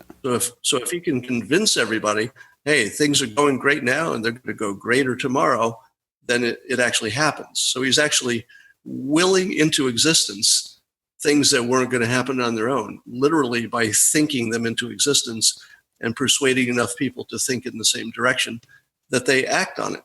And that's a big part of the reason that I imagined he would be successful. He has that talent. Yeah. Is that when you join the alt-right? So, yeah, I don't talk about the alt-right. I'm not one of those guys.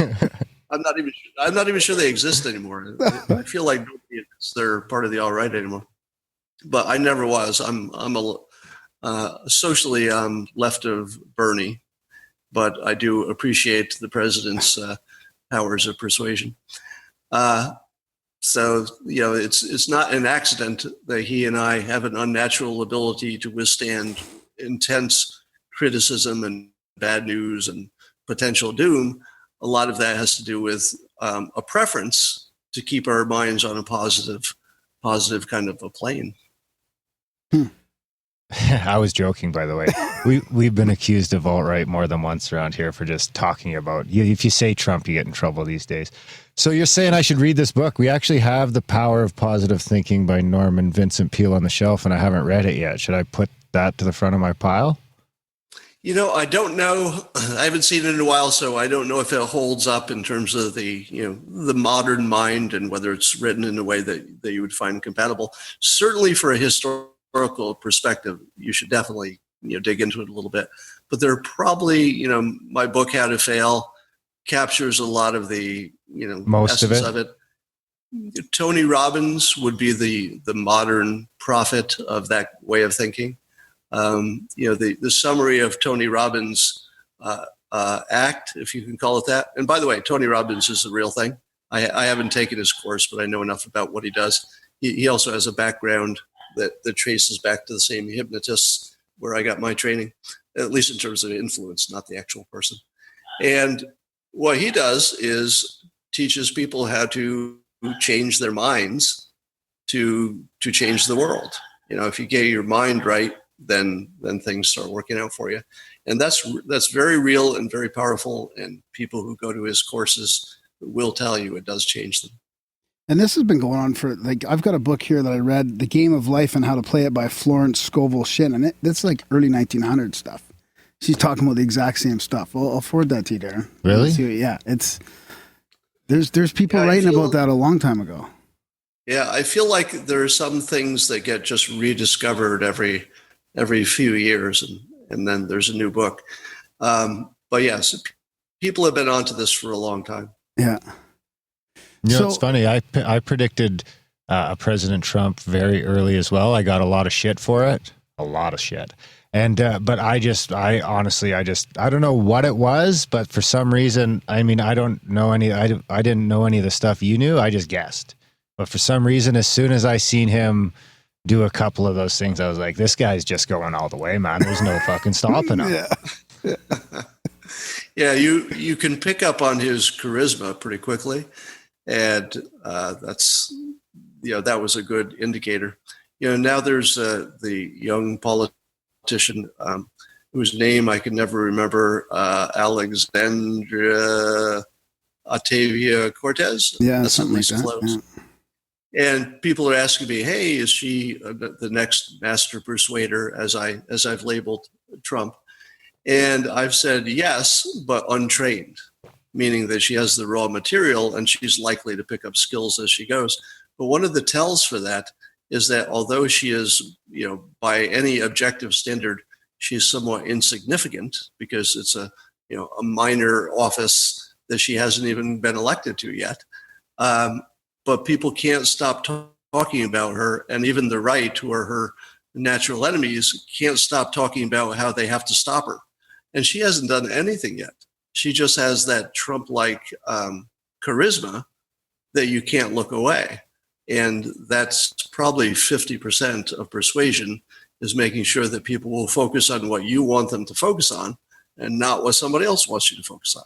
Focus is, by far the biggest element of persuasion. And if somebody can control your thoughts and make you think about what they want you to think about, and she can do that, then you have to be really worried if you're on the other team. So I think Republicans need to be really worried if she keeps accumulating skills. She doesn't have the full stack yet, but I see nothing that would stop her from getting one.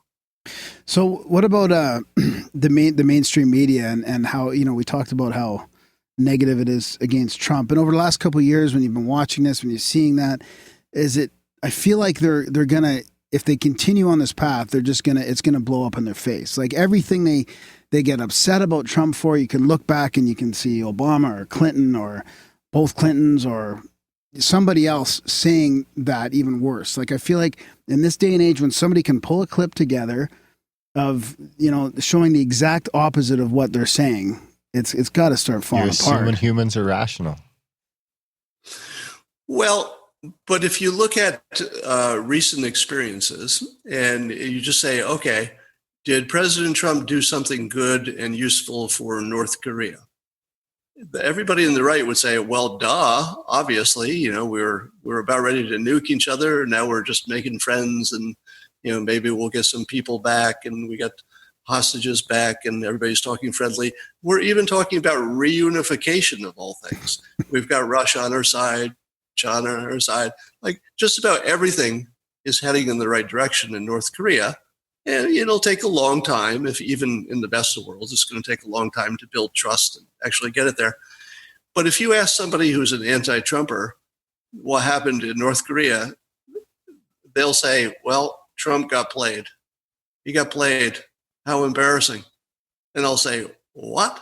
What news are you watching? Because to me, it looks like every single thing is heading in the right direction. And they'll say things like, well, look at all the things we gave up. We gave them prestige for nothing. We stopped doing our war games for nothing. We got nothing out of that. And I'll say, you realize that both sides have given absolutely nothing that can't be taken back in a heartbeat. In other words, nobody has given anybody anything, but both sides have done a number of confidence-building moves that are really about getting to know you. So remember, I talked earlier about before you can communicate, you have to build trust. So these little things they're doing that are easily reversible, like maybe North Korea will blow up a facility that wasn't that important to begin with. Maybe we'll say we won't do war games. but we weren't going to do them until the fall anyway. And we could ramp them up anytime we want.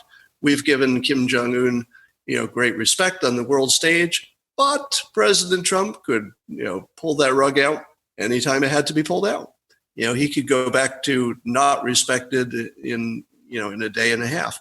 So nobody's given up anything. But in terms of the trust building exercises of, well, I'll do a little bit here. I will honestly try to help you get some of the veteran, the bodies back, the fallen. We'll say, we'll do something symbolic too. Those are all very important for building the trust. And that looks like hugely positive steps.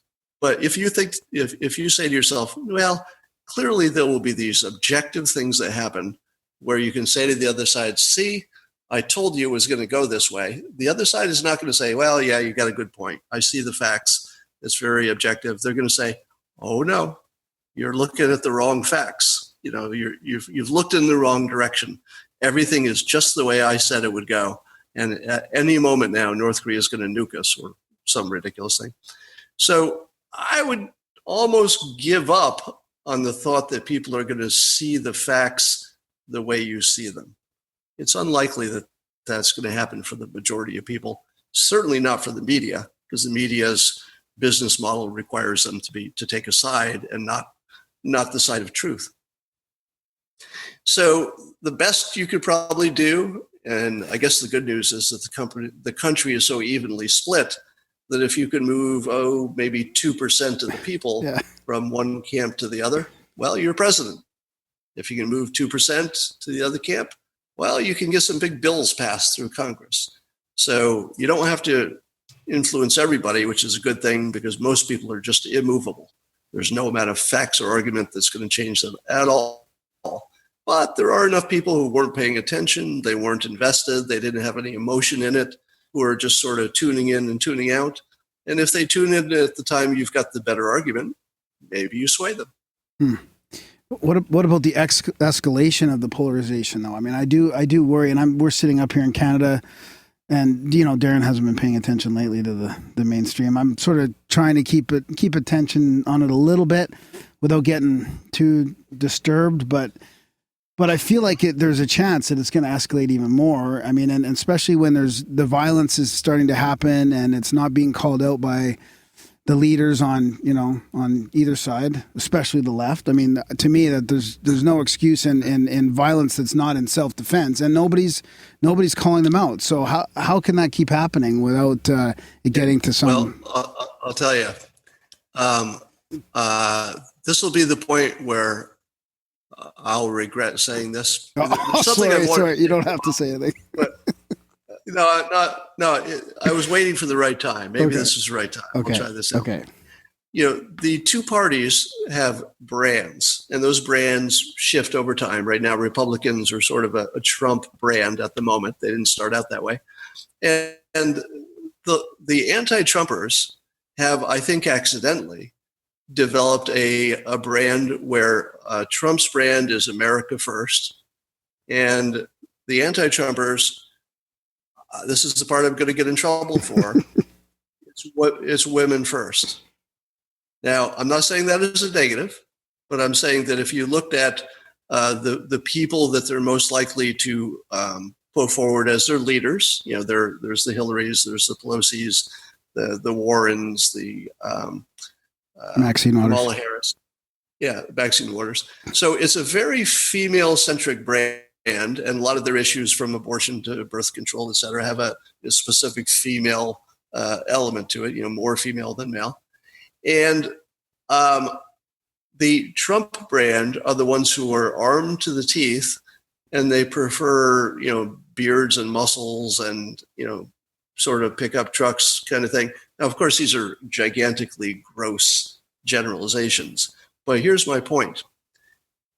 Have you noticed that the right, the Republicans, the conservatives, don't seem to be fighting back?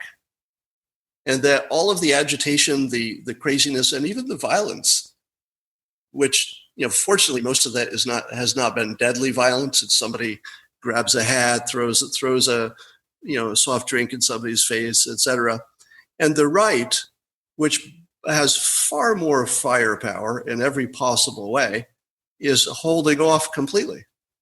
And I think the good news is because they feel the power imbalance. In other words, if somebody who's 3 feet tall walks up to you and punches you, you never hit them back. It just doesn't occur to you that would even be, one of the options.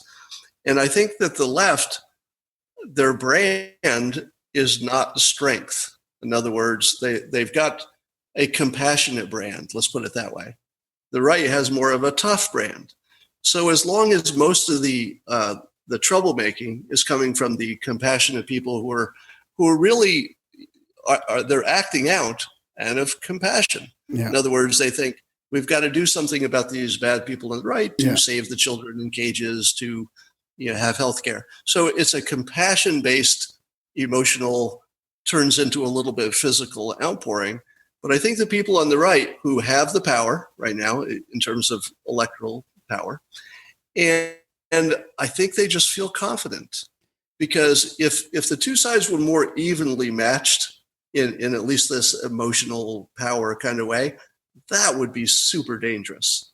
But am I wrong? It looks like the right is completely. Have you seen anybody in the right take a weapon out? No, but that's exactly what kind of worries me, is that we're getting to a point where, if somebody pokes you in the ribs too many times, eventually you're just going to hammer them. So, that's what worries me. Like, it's got to. Yeah, but I don't doubt that could happen in a onesie twosie situation. Right. There's somebody who's going to flip and go get the gun out of the truck. All right, there's a good chance that could happen, but you haven't seen anything even close to that, like not even a hint of that on the right. And that's all good news, because the right are the people who say, I'm not going to take my gun out unless it's self-defense. Like, short of that, it stays in the gun safe, the lock stays on, and I want to keep my guns. That's why I'm going to play it right. I'm going to play it, down the middle. I'm not going to threaten people who aren't threatening me. And I think they just feel confident. So I think the left's brand protects them because it's compassionate. There's a sort of a female first vibe to it. It's men and women, of course, but there's a female centric element to it that actually probably makes the chances of real violence on a large scale, I think, as close to zero as it could possibly get. Now, and again, the odds of individual people getting out of control is high, but the odds of anything like a civil war, mass civil unrest, almost impossible, because that requires two sides to fight, and only one side has any interest in. Okay, that's a good point. Yeah, that's really good. Interesting. That is going to get you in trouble. Right. That's okay though. I like it. I think whatever starts, I think Portland could happen. Something could happen in Portland one day. For sure. I wouldn't go to Portland if I was you. Yeah. I mean, the odds, I've actually stopped appearing in public because of the danger.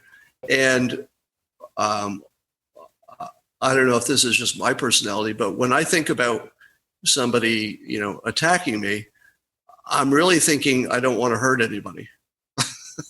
I'm not really thinking about what's going to happen to me, because I have some weird feeling that I'll always be okay. Yeah. It's rational, but that's the feeling. But I do worry that I could hurt somebody else if they gave me a good reason.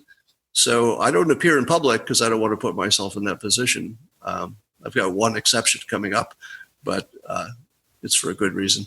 Huh.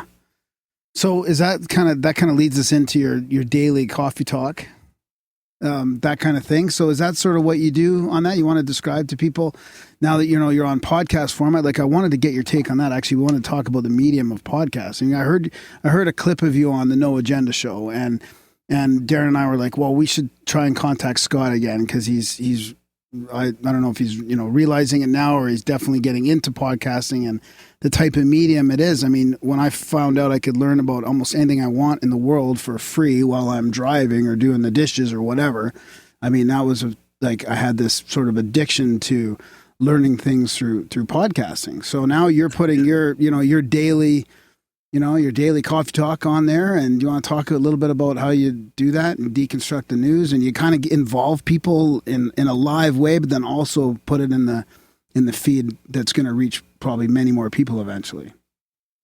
Yeah, so the technology platform I'm using is something called Periscope. For people who don't know that, it's a video streaming product that's associated with Twitter. And you just have to turn on your phone or your device, and you're live to the world, or at least the people who want to watch you. And it's extremely personal because the comments are streaming by, and I'm interacting with the comments as I see them. But otherwise, I'm presenting, my ideas. And it's super casual. I don't have a length that it needs to be, which is very powerful because, the big problem with TV news, for example, is that they argue and then they run out of time and then you learn nothing. So, it's the great power of the podcast forum and the Periscope forum is that you're done whenever you think you're done. That's it, however long that takes. And the other thing is the timing of it.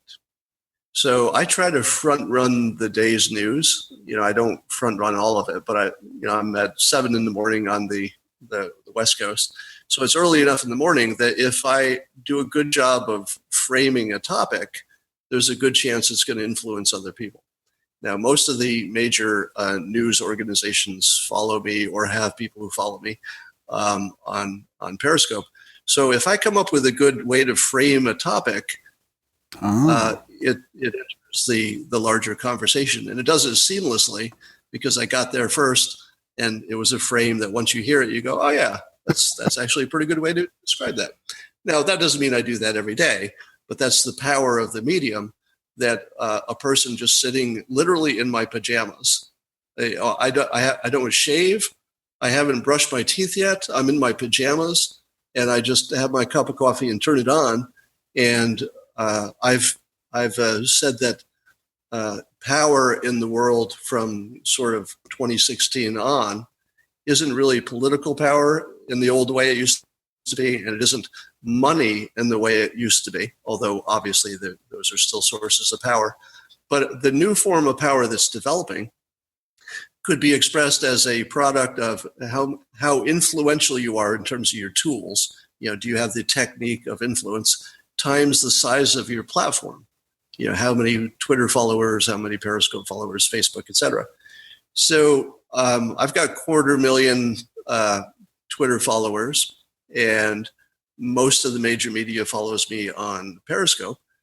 And so if I say something good, using my persuasive ways, it's super powerful. And I can see things that I've framed rippling through the headlines all the time.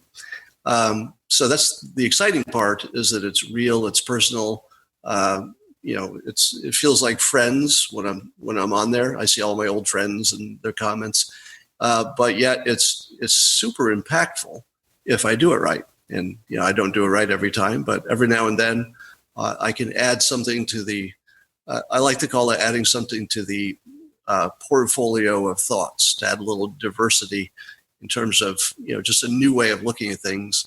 Specifically, I look at things through the persuasion filter, as I call it, and that's sort of a lens that most of the normal media doesn't use. So I feel it's additive. Can you teach us how to persuade people to support the show? Yes, they should support you because you're a show. That actually was a persuasion sentence. The book Influence teaches that people hear the word because, and they think that's a reason, even if what follows the word because is complete nonsense. So what I said was they should support you because you're a show. Doesn't mean, it makes no sense at all. But history would show that if you put that as a tagline, you would get more results than if you just said, please support me. That's good to know. You can't just trail off with because. We never throw fucking because in there. No brainer. That's gold. That's the number one. Yeah, that's perfect. So part of the way I sold my How to Fail book is in my blog. When I was doing a lot more blogging, I would always have a tagline at the end where I would do a different because, and I'd say, you should buy my book because it's Tuesday or whatever. And people were in on the joke pretty early because I explained what I was doing, but it still worked. I think at that time I was tweeting you saying why you should come on the show, because that was when I first started my Your tweet storm? my tweet storm on Scott Adams. Yeah. Before we run out of time, I was wondering, because you've been talking about a couple terms that have popped up into the lexicon now and are pretty popular. But I mean, you've been talking about some of these terms since before they were in the mainstream or in the ether, and they're cognitive dissonance and confirmation bias. And I was wondering if you could give our audience kind of a quick rundown of what those look like. Yeah, like you said, it seems like everybody's using those words now, at least writers and pundits. They became common in the world of Trump. And it's because of that, the people realizing that the facts are not having the impact that they think facts should have. And confirmation biases are human bias to interpret all new information as coincidentally being exactly confirming of our original idea. So using the North Korea example, the people who think that President Trump will fail say, well, look, he got nothing, and Kim Jong-un played him for a fool. And the people who think that the president is talented and knows how to do this stuff say, look at all the progress. They're already talking nice, and you can see them, making progress. So confirmation bias is interpreting all new evidence as supporting what you already thought. The way you wish the world worked is that new information would at least sometimes change people's minds, but it happens so rarely. And indeed, if you're looking for when it happens and when it doesn't, if there's no emotion in a decision, facts work really well, and they will change people's opinions. But the moment there's a little bit of emotion, we become unmovable. And unfortunately, all the big questions have emotion. So everything in politics, everything in our personal life, everything in our career, those are all emotional. So in those cases, facts just don't work. But if you're talking to your mechanic and the mechanic says, hey, you got to do this or that, those are probably facts, and they probably will change what your decision is. You're going to take the cheap one that works. Cognitive dissonance, the other term you're hearing more of, that's the best way to explain that is that when there's something that you observe in the real world that counters something you believe to be true, especially if it's something you thought about yourself. So, for example, if you thought you were a smart person who knew things, and then information was presented to you that you were completely wrong about something, just unambiguously, totally wrong, it is normal and routine, and in fact, the most common experience for people to just have a weird hallucination that makes it all work again. So, for example, if somebody made a bad decision to take a job in which they had a 2-hour commute each way, the real reason they did that maybe is they didn't think it through. But since they think they're smart people, once that truth becomes evident and people say, why did you take a job with a 2-hour commute? That person is unlikely to say, I just didn't think about it. I guess I was dumb, because that would conflict with who they think they are. They're far more likely to say and actually believe it. This is the key point. They believe it. They say, I really like listening to podcasts, and it gives me 4 hours a day to enjoy my podcast while I'm in the car. Now, anybody listening into that would say to themselves, that's either crazy or it's a lie. But it's not either of those things.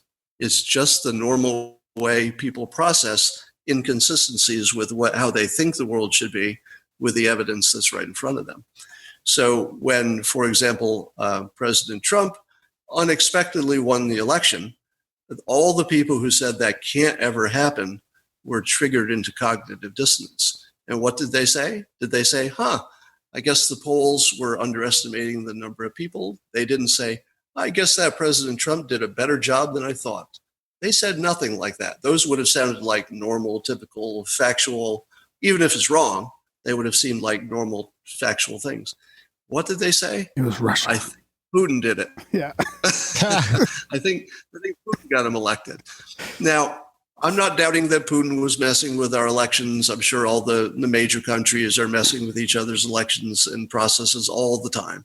So I take that as a given that there's going on in all directions.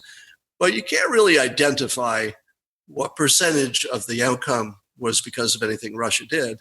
And when I looked at their Facebook ads, if you look at the actual ads themselves, they're so laughably poor that anybody who understands persuasion would say, all right, I'm pretty sure these ads didn't make a difference. And I feel pretty confident in saying that at least the ads made no difference at all. Can you make an ad that would make a difference? You can, but people are not good at nailing that on the first try. So someone who knew persuasion, knew marketing, knew sales, they're all related things. They could come up with some advertising ideas that they don't know which one would work the best, but they're all sort of at least reasonable. They use the technique. And then the next part is you just test it, because in the age of the internet, you can test all your messages within 5 minutes and you'll have an actual useful result. Yeah. Because people will click on it or not click on it. So it's the A/B testing, as it's called. You just continually, rapidly test stuff is where all the real power comes from, is the ability to test rapidly and adjust. Or you could just get a bunch of dead people to vote and people that are in the country illegally. That's a good way to influence elections too. Oh boy. That's harder. Yeah. Way to go, Graham. I had to say it. There's more messing on the other side. Believe me. You think so? Yeah.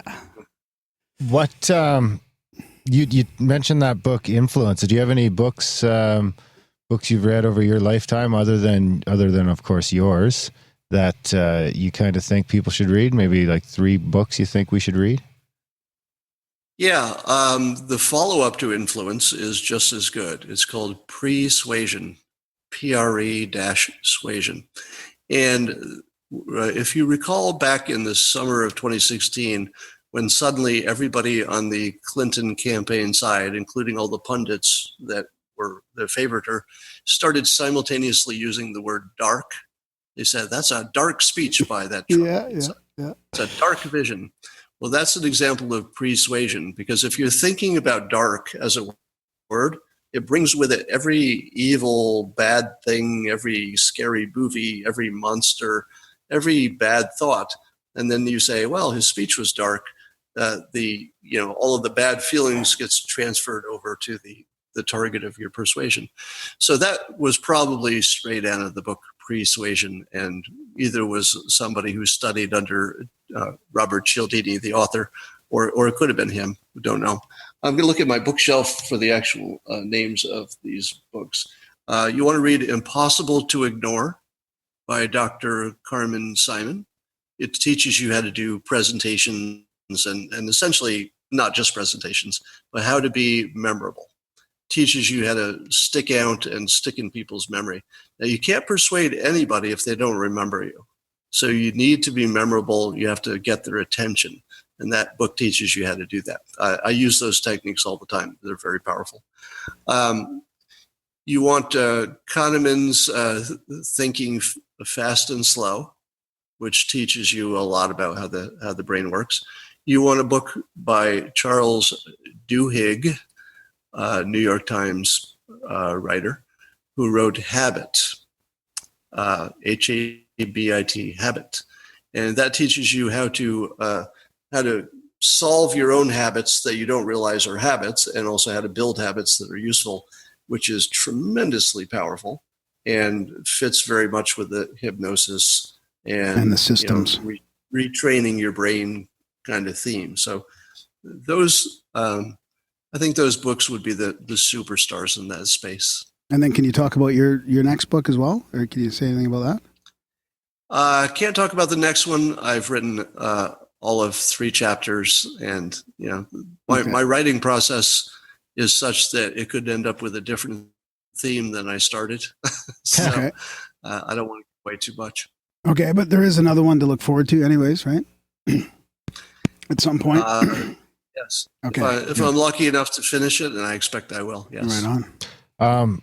One other thing. So you've been talking about podcasts and the new medium a little bit lately. I was just kind of wondering what podcast you're listening to. Well, Joe Rogan is always a favorite. You know, I haven't listened to as many podcasts as I want to, so I've decided to actually do more of that. I kind of love listening to one or two people having a conversation with my headphones on, because you can walk around the house and it just feels like, you know, you're not lonely, if that makes sense. Yeah. It's so personal because of the rawness of it. If you listen to, let's say, broadcast news, well, today's news, you know, something blew up, news at 11. It doesn't feel personal. It's just talking to the crowd. But the podcasts feel just like you're having a conversation with your friends, and, you know, they can't hear you when you talk. So Sam Harris has a great one, very popular. And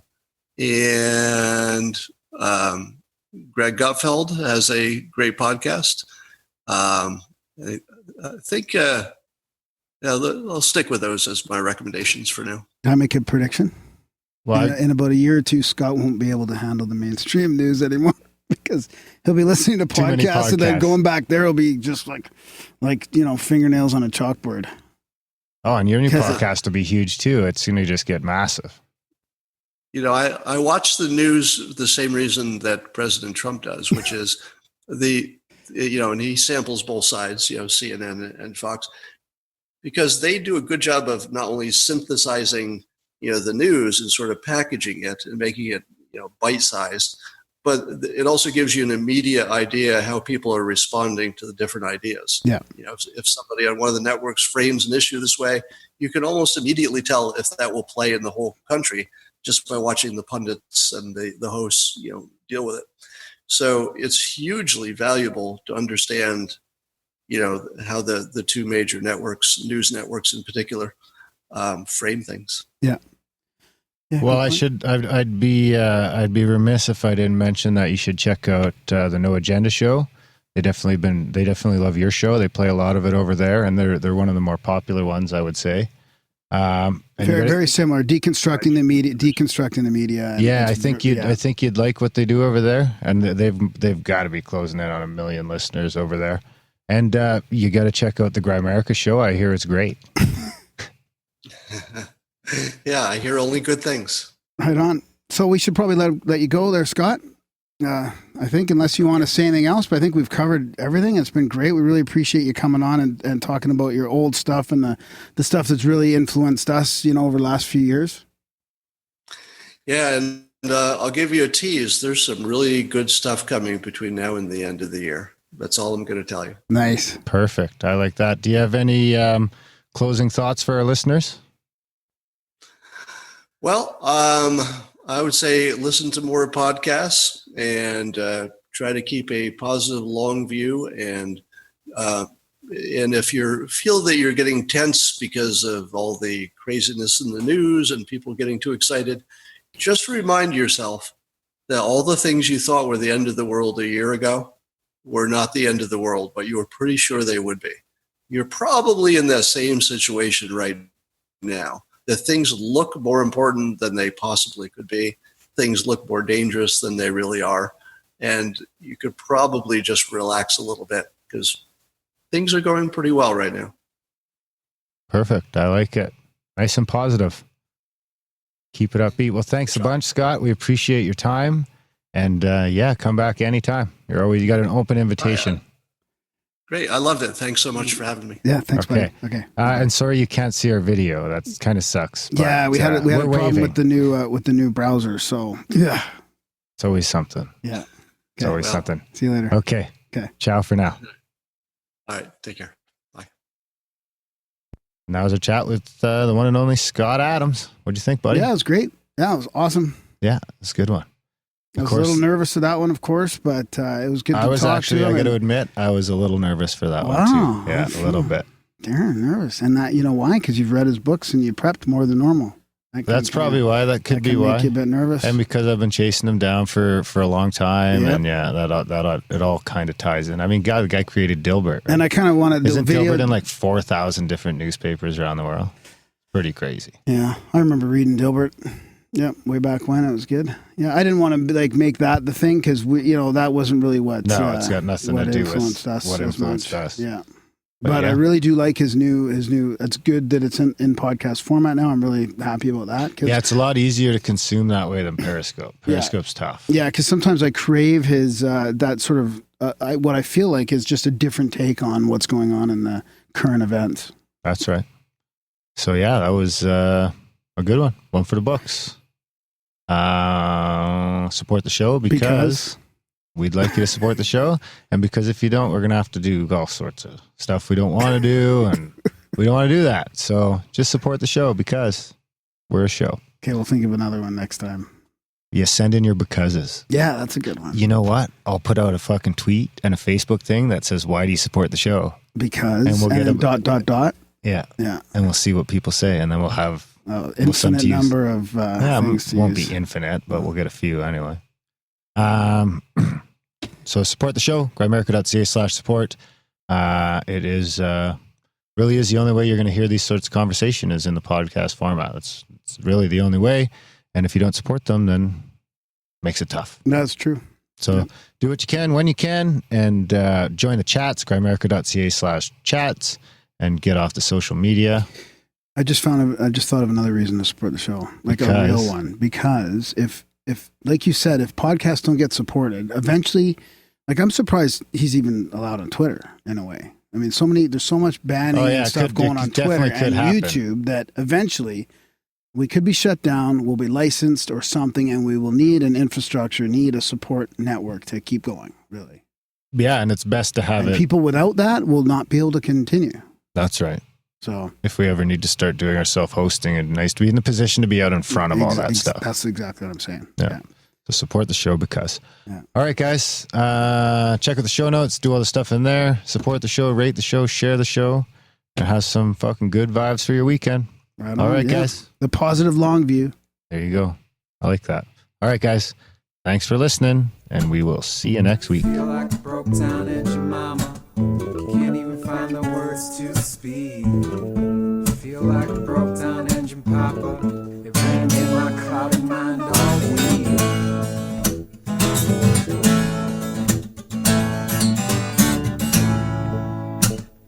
Blank stares from some of these people. Don't let the zombies get a hold of you. Blank stares from some of these people. Oh no, I've fallen through the cracks. Landed on a camel's back. It was the last trinket of Pharaoh's treasure that broke the camel's back. I feel like a broke down engine mama. Can't even find the words to speak. I feel like a broke down engine papa. It rained in my cloudy minds all week.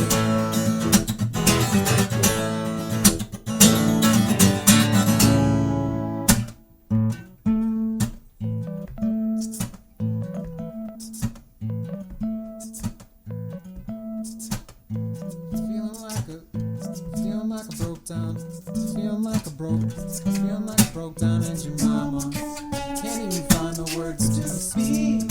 Oh no, I have fallen through the cracks. I landed on the camel's back. It was the last street that I broke the camel's back.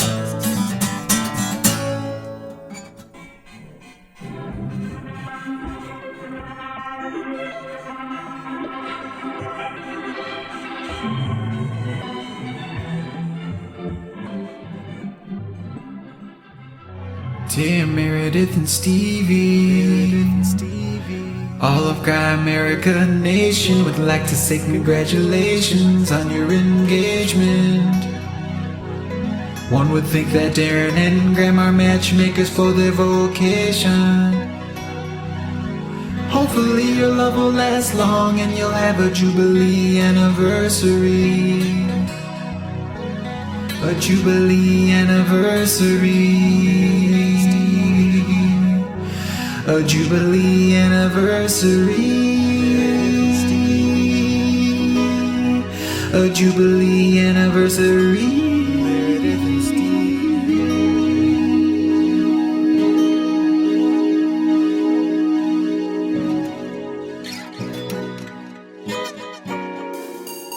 If more of you supported the show